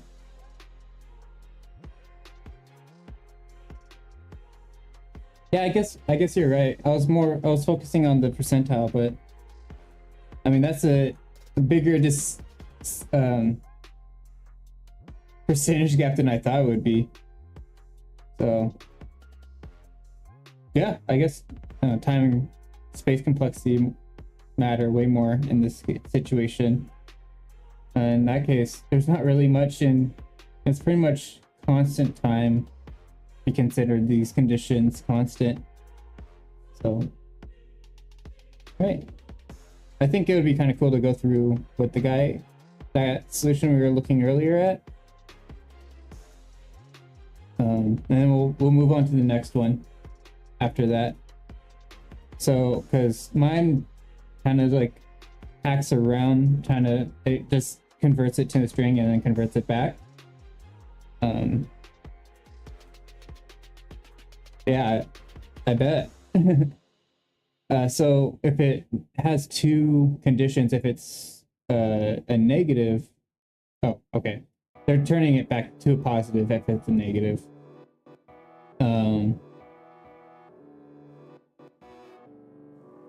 They're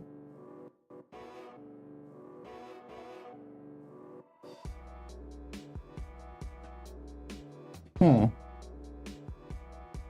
So they're where was it? Oh, these are bitwise operations.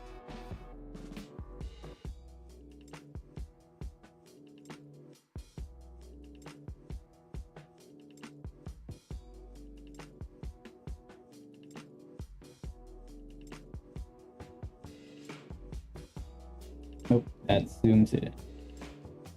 So if they're doing a floor division,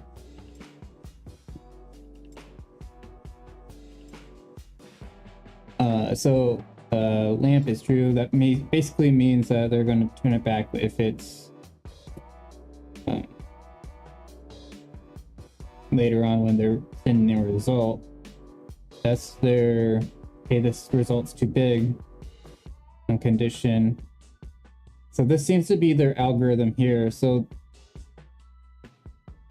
the interesting is they're looping through the algorithm, multiply it by 10, and then add the modulus, the remainder of 10. Yeah, okay. That makes sense. And then they're flooring the result. So basically they're kind of just going through like each one, moving the integer over. Okay.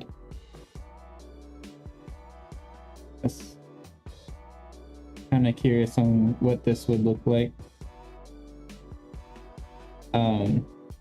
Anyways, yeah, okay, that's pretty clever. Kind of gets that in time complexity.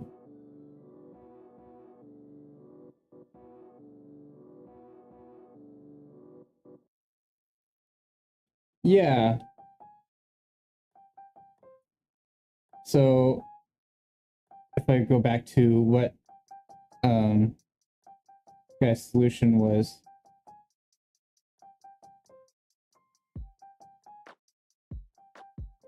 so it seems like, so he's modding to get the end, the very right integer.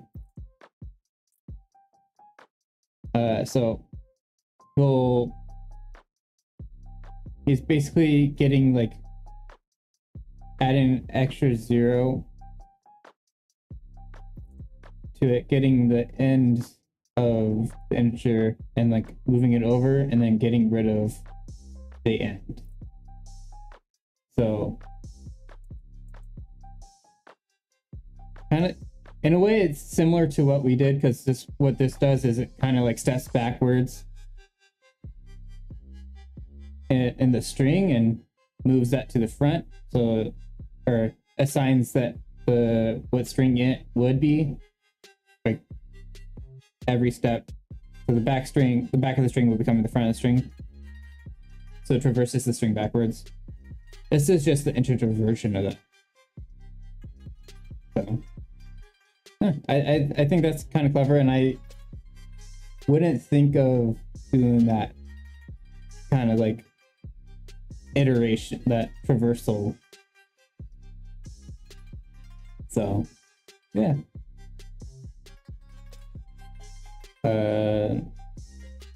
Yeah, I don't feel like doing that.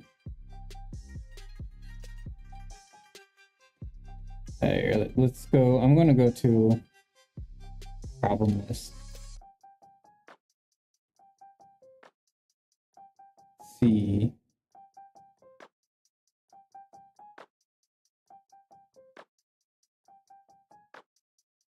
Do integer to Roman numerals.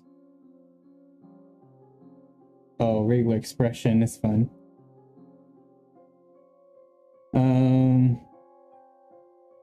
I remember doing that in college.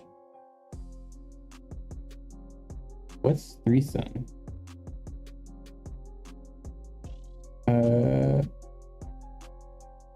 Return all the triplets such that I is not J, J is not K, K is not J.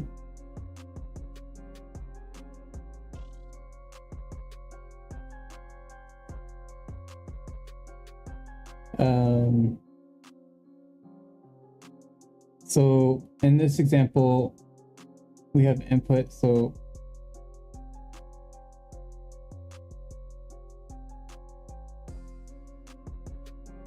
we get -1, -1, 2, -1, 0, 1. We ignore the 4. Nums of I, J, and K such that the index of I isn't J, the index of J isn't K, and the index of J isn't K.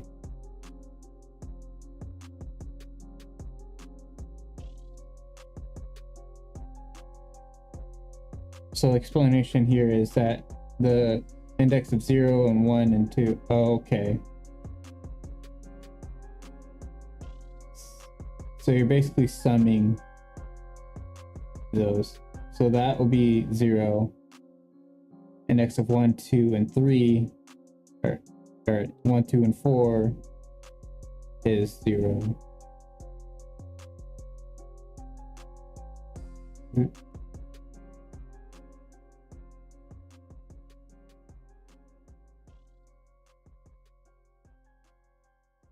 -1, 0, 1.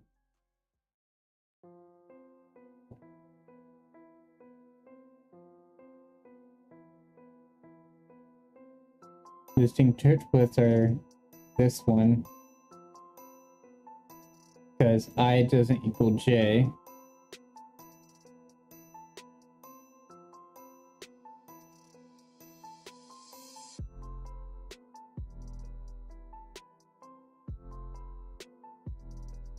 And this one.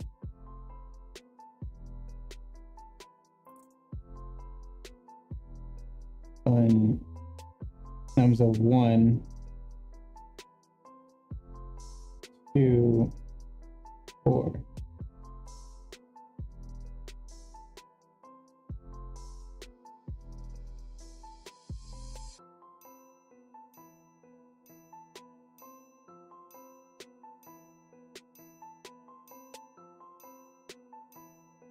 So these have to sum up to 0. But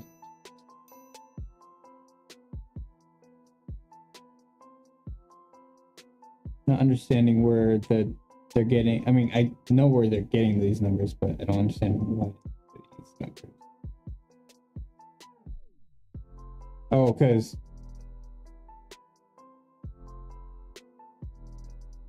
no, I doesn't equal J. I doesn't equal K. K doesn't equal K. We're all different.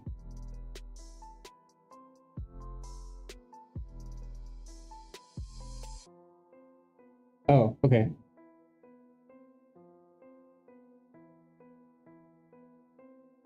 And these are the same. Ah, okay. These are just in different order. Man, that took a while for me to parse. Okay, so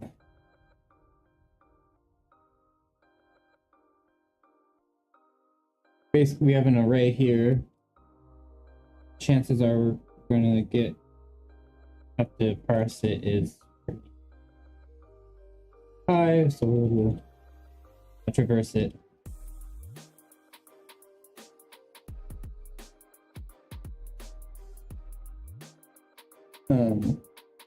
Typically might go to and nums of I plus j plus k equals 0. Okay.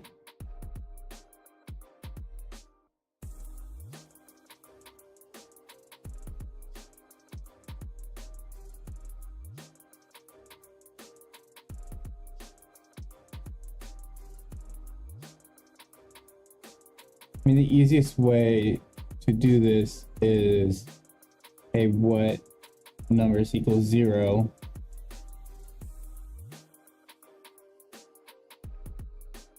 Okay.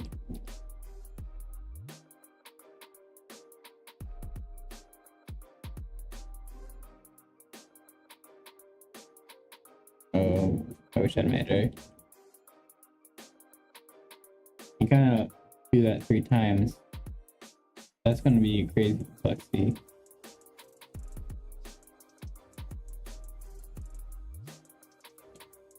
And kind of work backwards, right?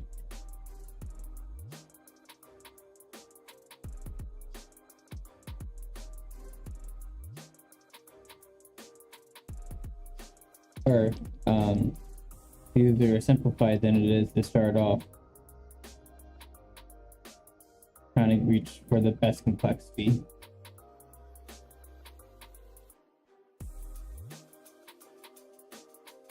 So this will be the index of j and a.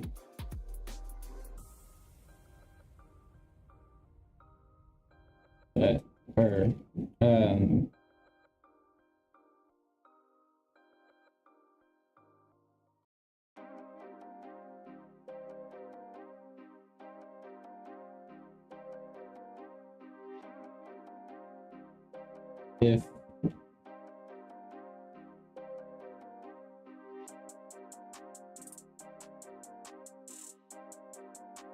if the nums, I think in this case, you just go for ijk.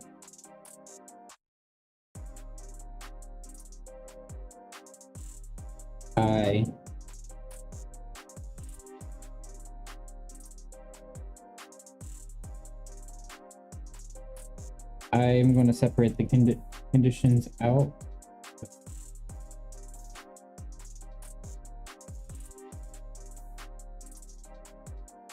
I can read it, see it better.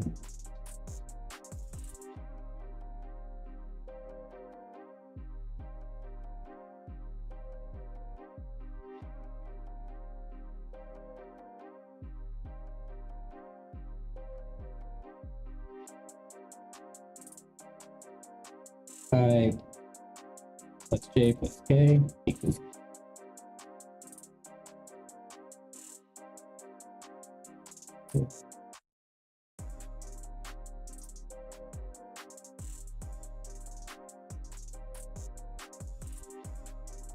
So k, j,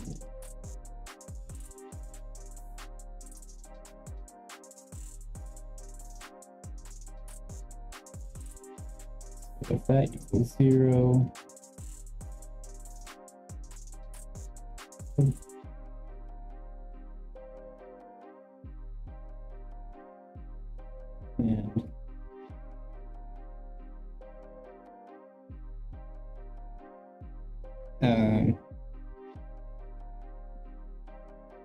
I doesn't equals JRK, or J doesn't equal.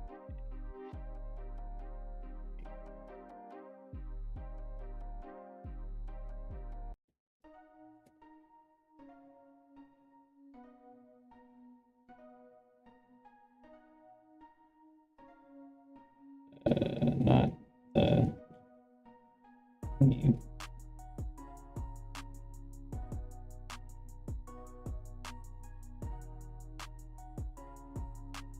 so we just have to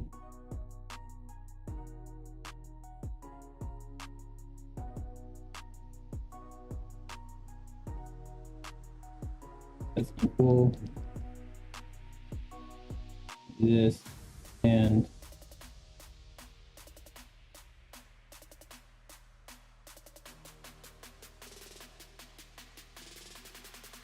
it should be over here.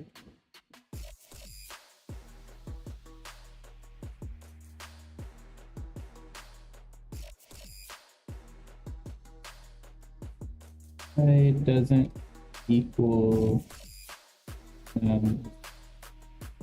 K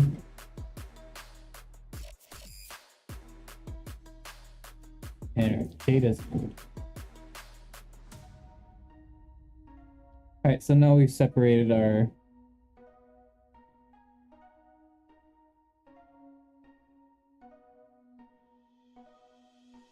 conditionals out so we can read them better.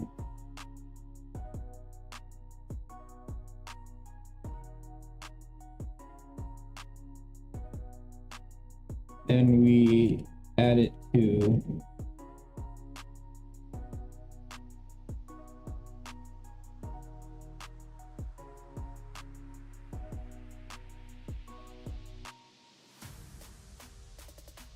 and yeah, we can simplify it in a bit, but well, this was a set.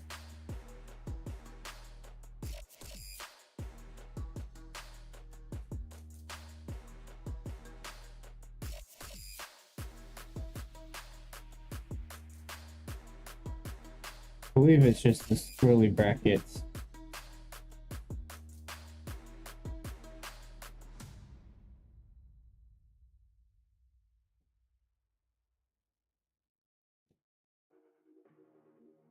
Oh, okay.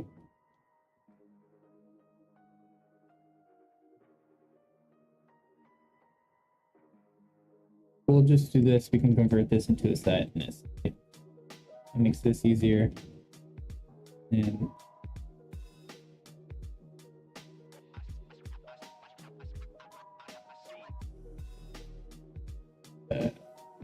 I, J, and K.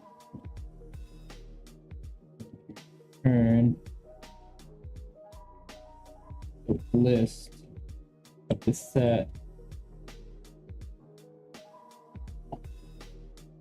of equals 3 or equals 0.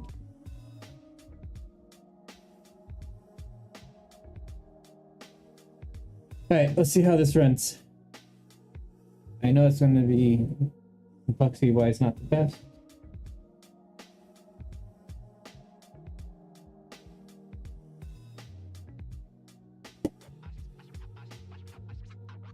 Oh, I forgot the link.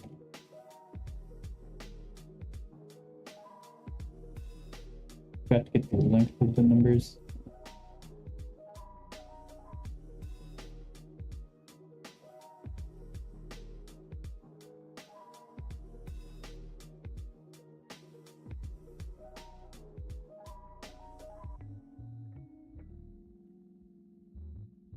Yes.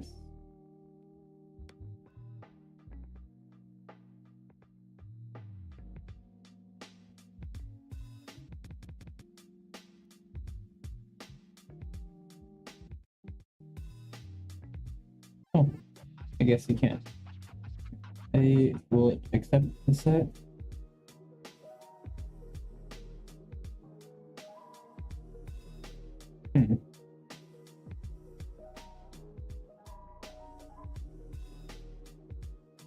Does it have to be Mennonite? Reduced? Yes.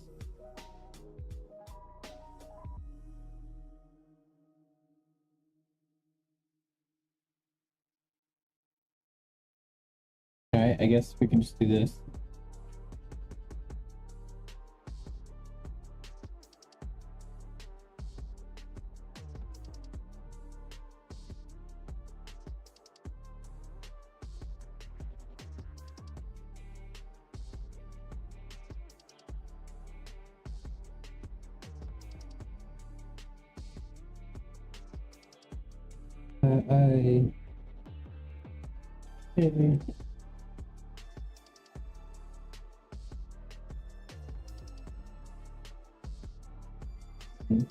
We're just checking if I is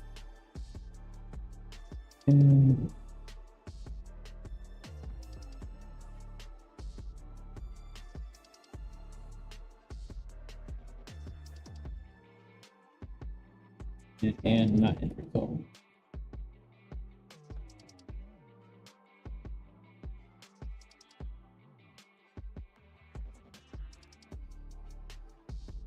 All right.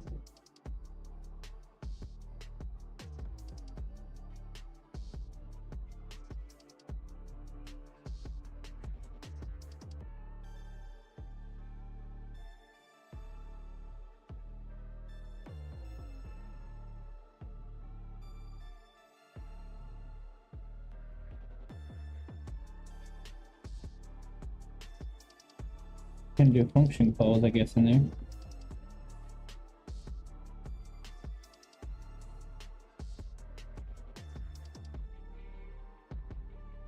Oh.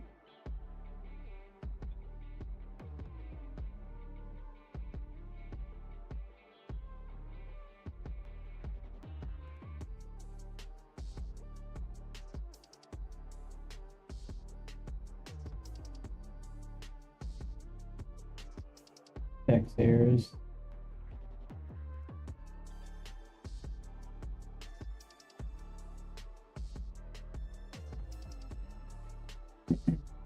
All right.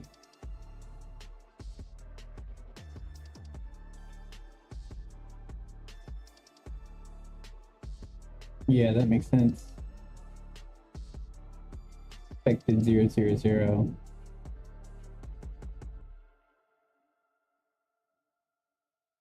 Why?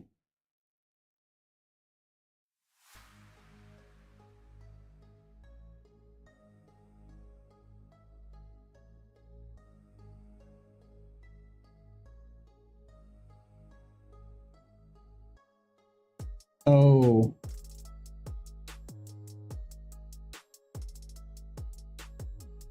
Yeah, I'm sending the wrong number.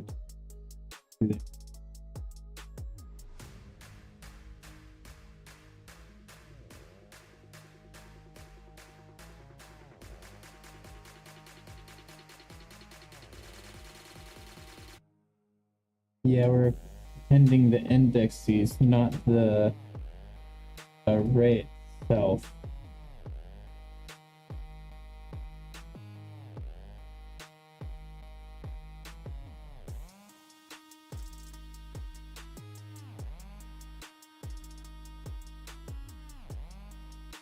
So if A equals,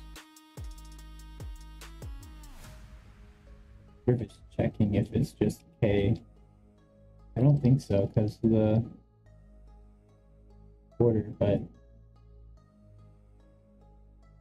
so if ijk is 0, if I doesn't equal j, I doesn't equal k, j doesn't equal k, j doesn't equal k. And the number, we don't already have this numbers already saved into our database.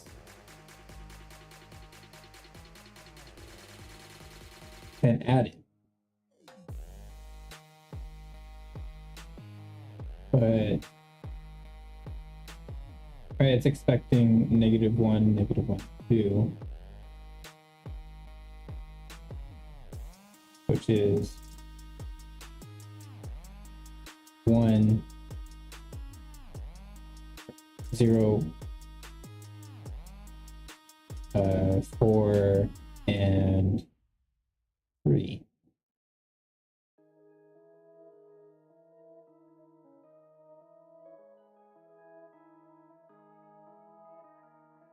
Oh.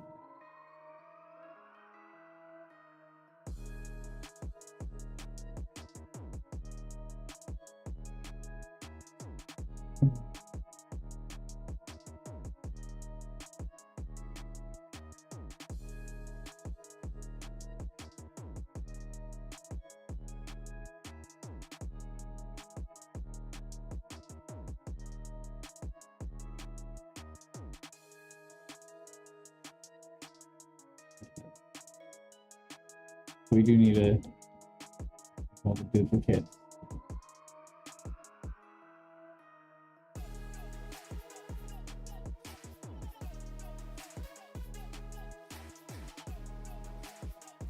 I don't have 2s in there though. And we're iterating over it 3 times.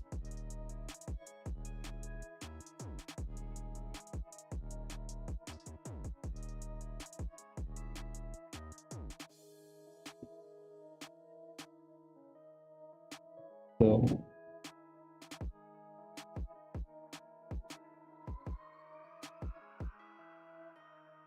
I wonder why.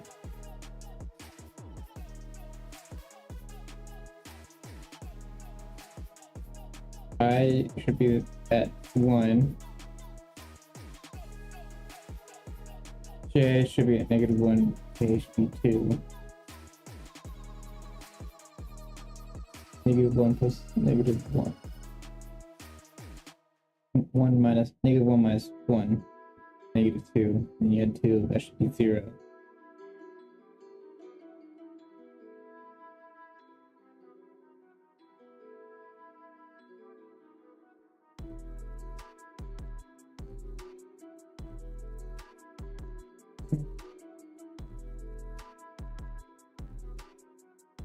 They're not the same indices.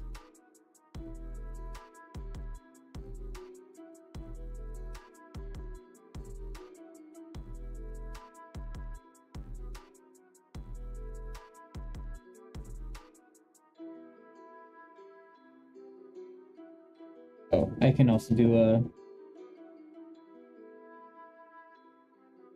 dot sort after this.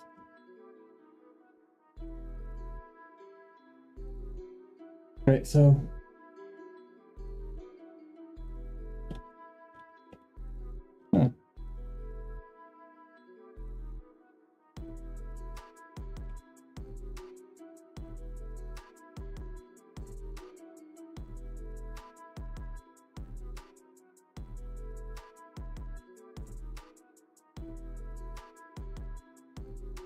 guess not, huh?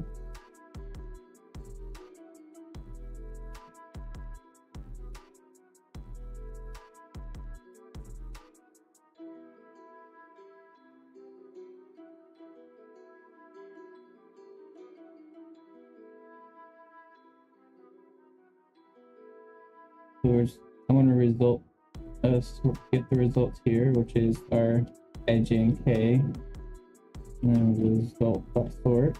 This result we sort by the values.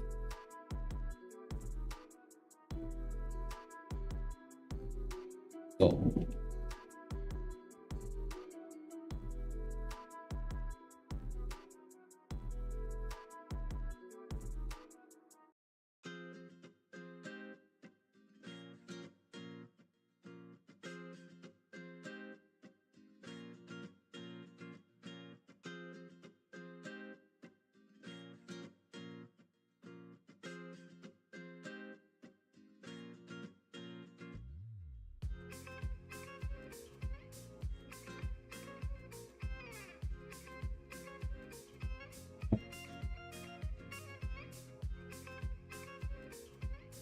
We're getting the negative 1, 0, 1.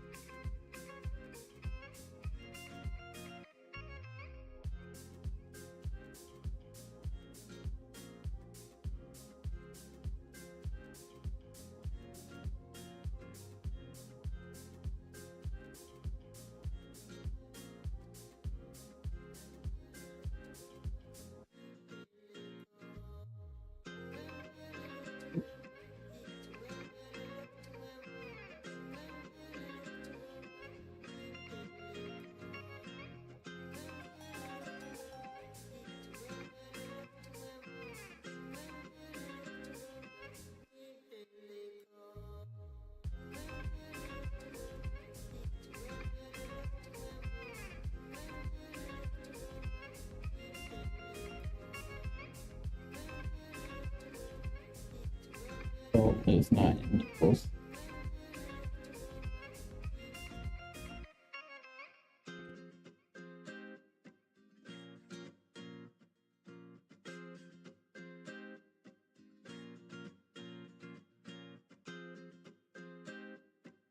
Oh, don't need this anymore.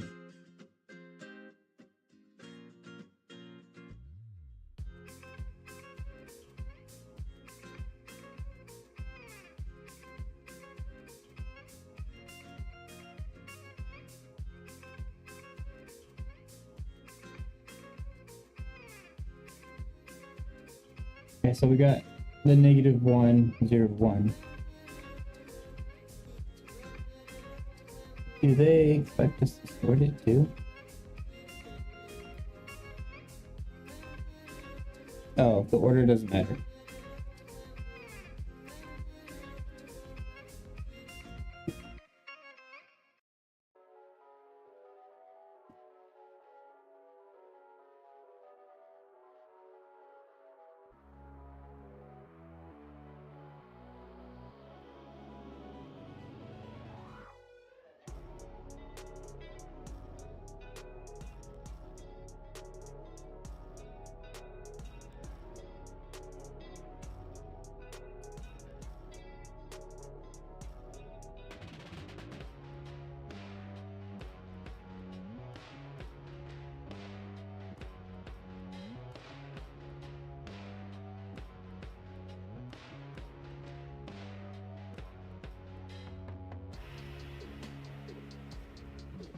Huh.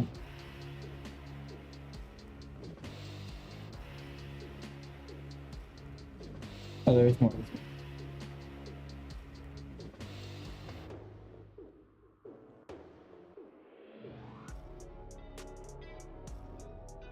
Not the same might be breaking our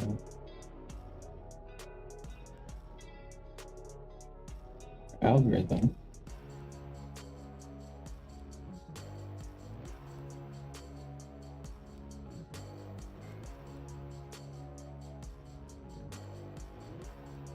Yeah.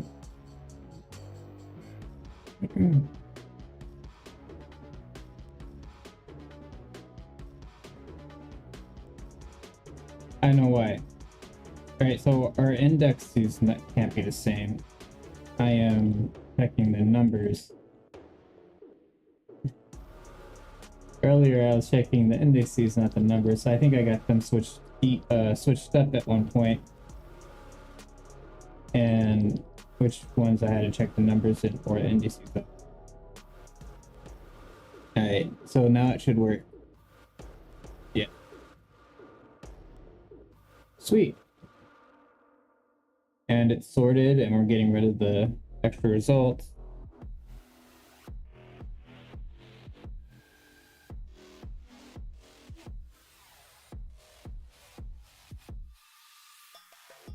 Alright. Deal with all the cases too. If we submit, we should pass all the tests. I don't see why we wouldn't. Oh.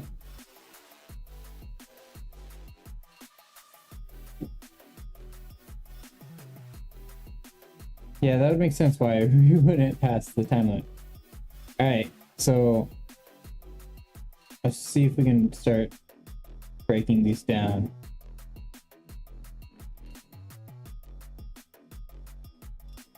Well, we can do a map where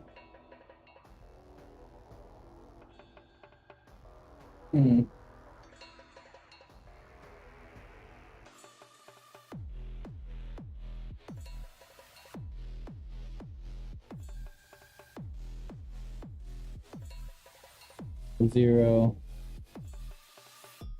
0. So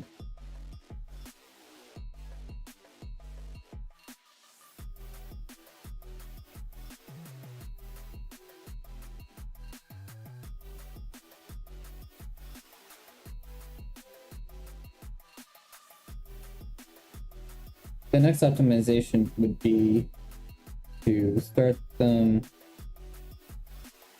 one index off. However, I think I want to try to collapse these three.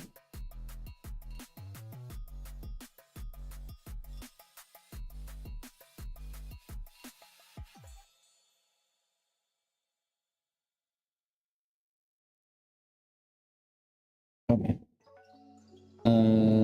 So that we have, how will we do this? Because if we had one loop, we would end up just kind of shuffling it along. Oh.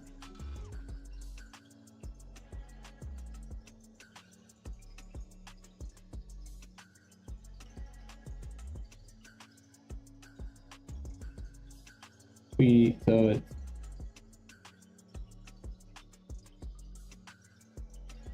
oh yeah, if we did shuffle it along, I don't think it'd make it too much sense.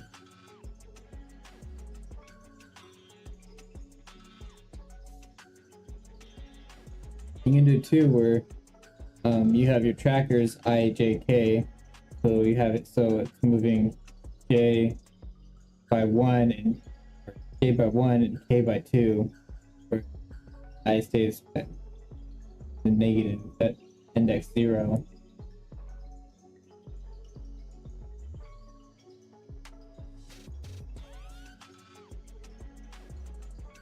Or the rate of expansion. And when it gets to the end, it resets it back to 0 until everything's done. I wish I had whiteboard. So it's going. Let's try it. So I'm gonna. This does work.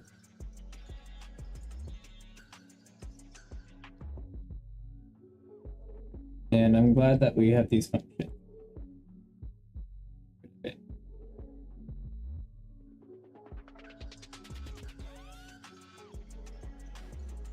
And so we have I moving at length of 1.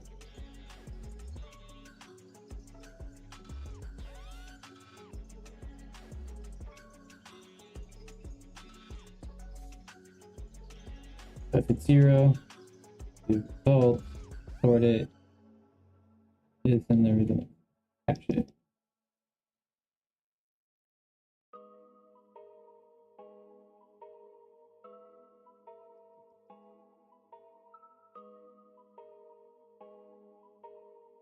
So first things first, we check because we start with 1, 0, 0, 1, 2. They can't be the same index.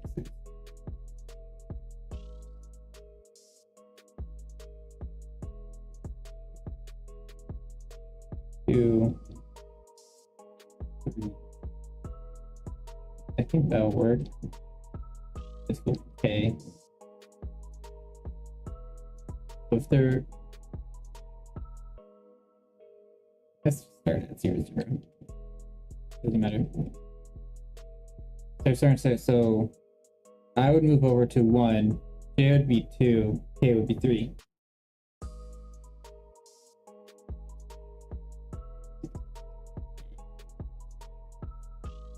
This has to be 1, 2, 3.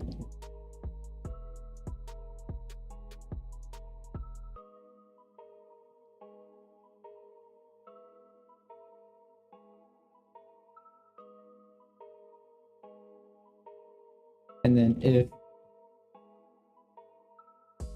j is greater than length of nums 1, because shifts, and then j, we want to keep the remainder, so just modulus this.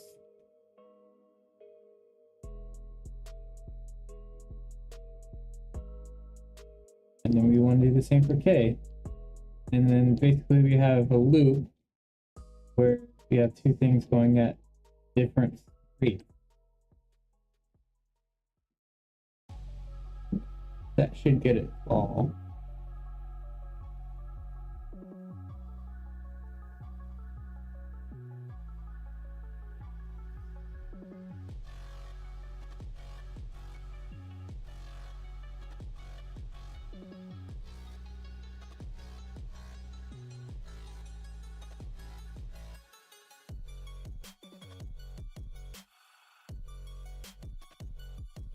Oh.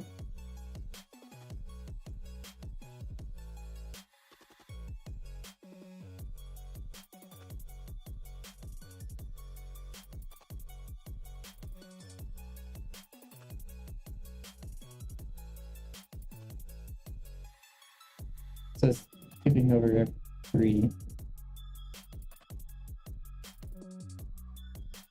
We'll just start at 0, 0. We move back.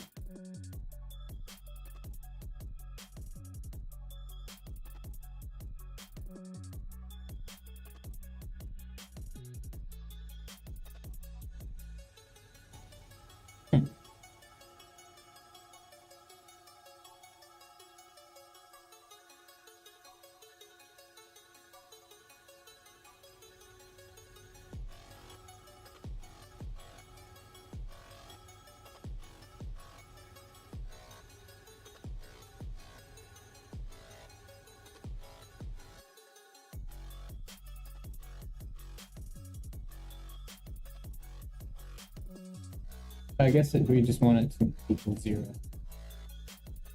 Let's try that.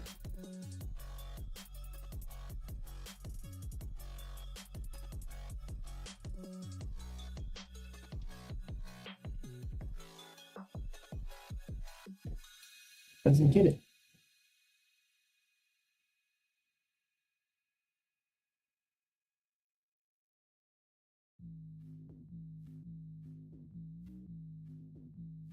Yeah, everything moving.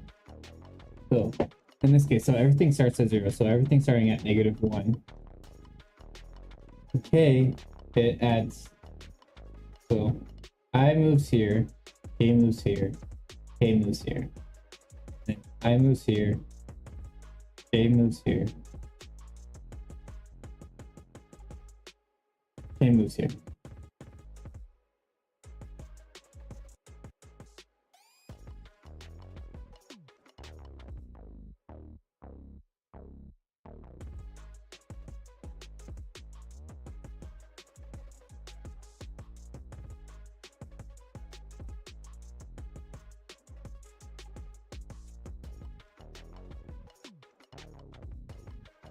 Yeah, they're hopping over too many variables to do this. I think if it was only 2, then it'd be fine.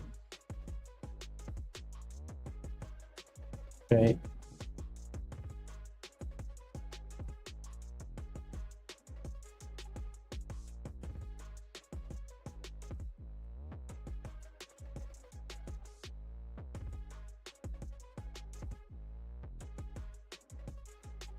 I feel like I'm on the wrong path here.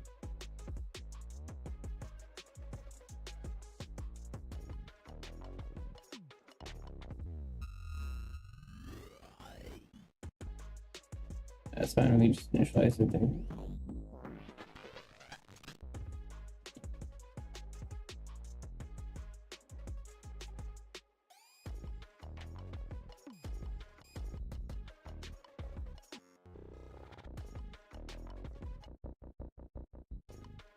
That's best I got it right.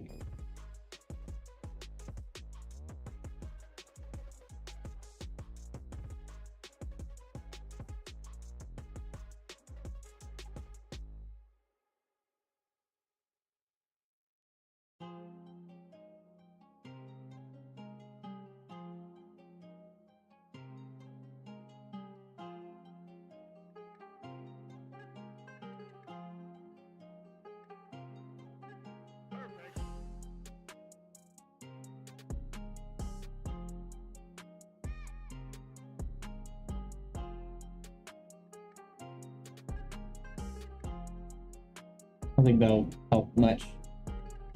But might get us past the 245th.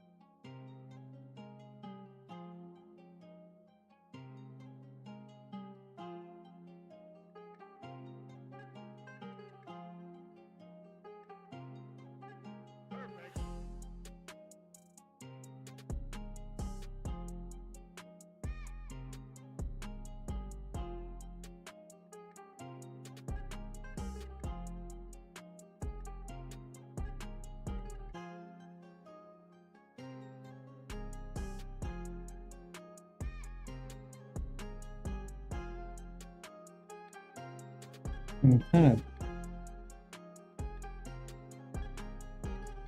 Well, it can't be the same. Let's use the test case. It's pretty big.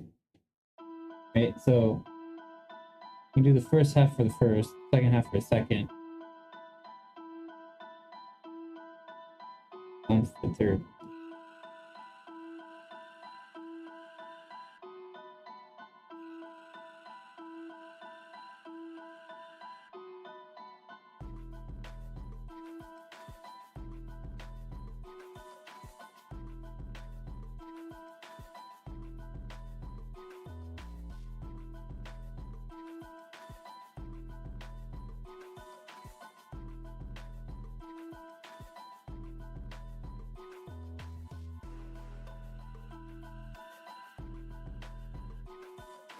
We're just going to want these to step over 1. But since they're kind of running it in different spots.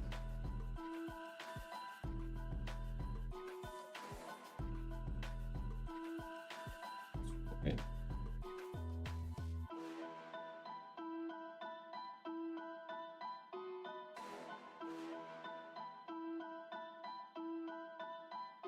Okay. I was kind of honest with it, but instead of trying to what is that? Oh, I still have this thing going.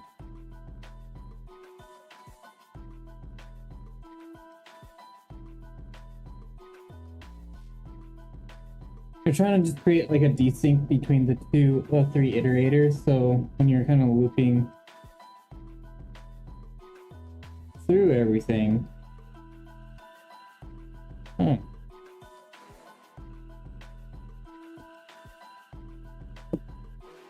Oh, okay.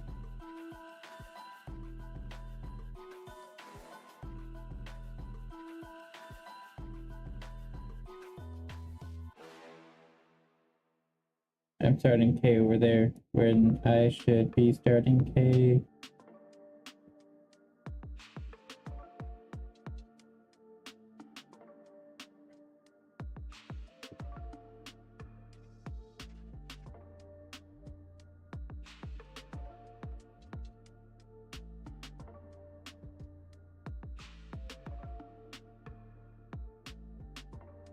I don't get it. So basically we're running I through the whole thing, right? We do run J through the first half, K through the second half.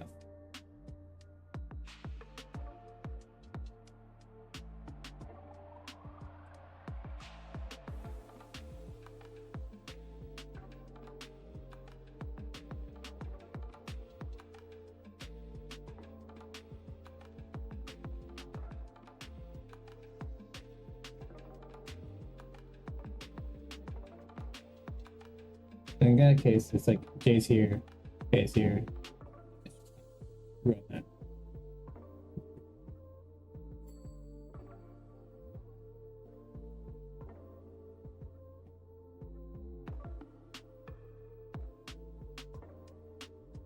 start this at a quarter then.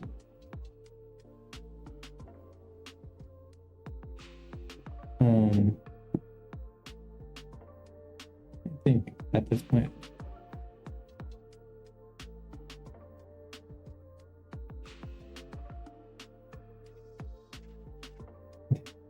Yeah, you totally missed the mark.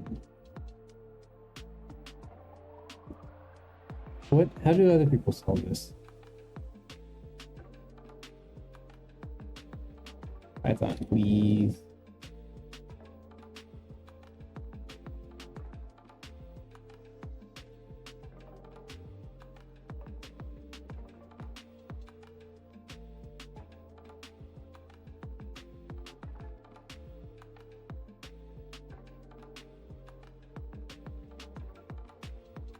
Why would it matter if it's in three numbers? It creates sets, the negative, positive. Oh, all right. So, right, you need.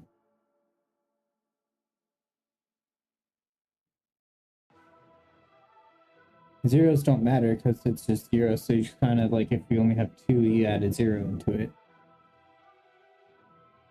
They're fillers.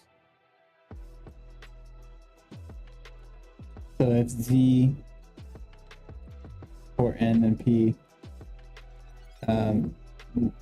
If the negative of the number in N adds up to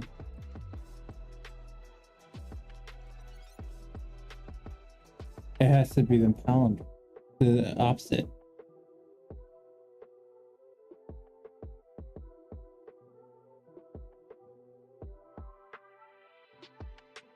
So like the Z is greater than 3.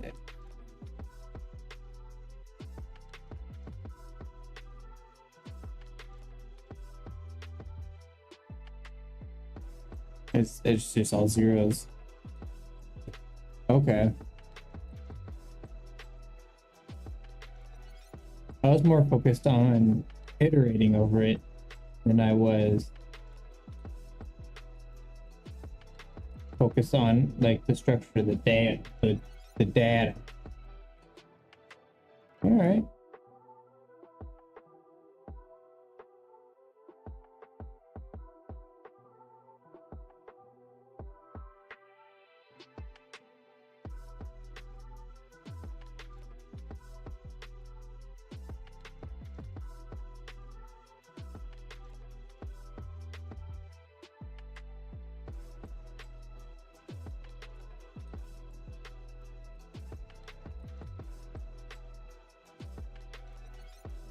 Cool. All right. Well, I think I'm gonna call that a day. Like I said, I got a lot. I'm traveling 5 hours for work tomorrow, so that's gonna be fun. So next week I won't be streaming, but the following week, and usually there on after, I'll stream Tuesdays and Thursdays at starting at 7 approximately. Sometimes I'm late, sometimes I'm early. It kind of depends on the day. Usually I try to stream around 4 hours. But we kind of got there. We're kind of at 3 hours right now. I also started late today. It's just getting around. I'm dropping off my dog to a dog sitter and all that. But yeah, this was fun. It was interesting. I learned a lot. I think the things I struggled with the most is thinking about the problem itself. When I was given an array or whatever, I was thinking about how would I traverse this in a unique way, or how would I traverse this to get the result, instead of how can I structure the data. Especially this threesome issue, I could have taken a piece of what I wanted, but I just tried to, like I was doing here, like I was just trying to, like, hey, this is what it is. So I think a lot more improvements can happen there. Yeah, I'm hoping to get a bigger, or upgrade a bit more too. stream while I'm gone. So yeah, it should be fun. I think we're doing next time. I kind of want to hop back onto the code pen kind of stuff. I know we were working a bit on vector art stuff too, and I kind of want to get into animating that. So on my free time, I'm going to try to create some stuff that we can go ahead and animate. That way we can just dive into that. But that won't be for another couple of weeks as well. But yeah, thank you for joining, and I'll see you whenever I see you. Bye bye.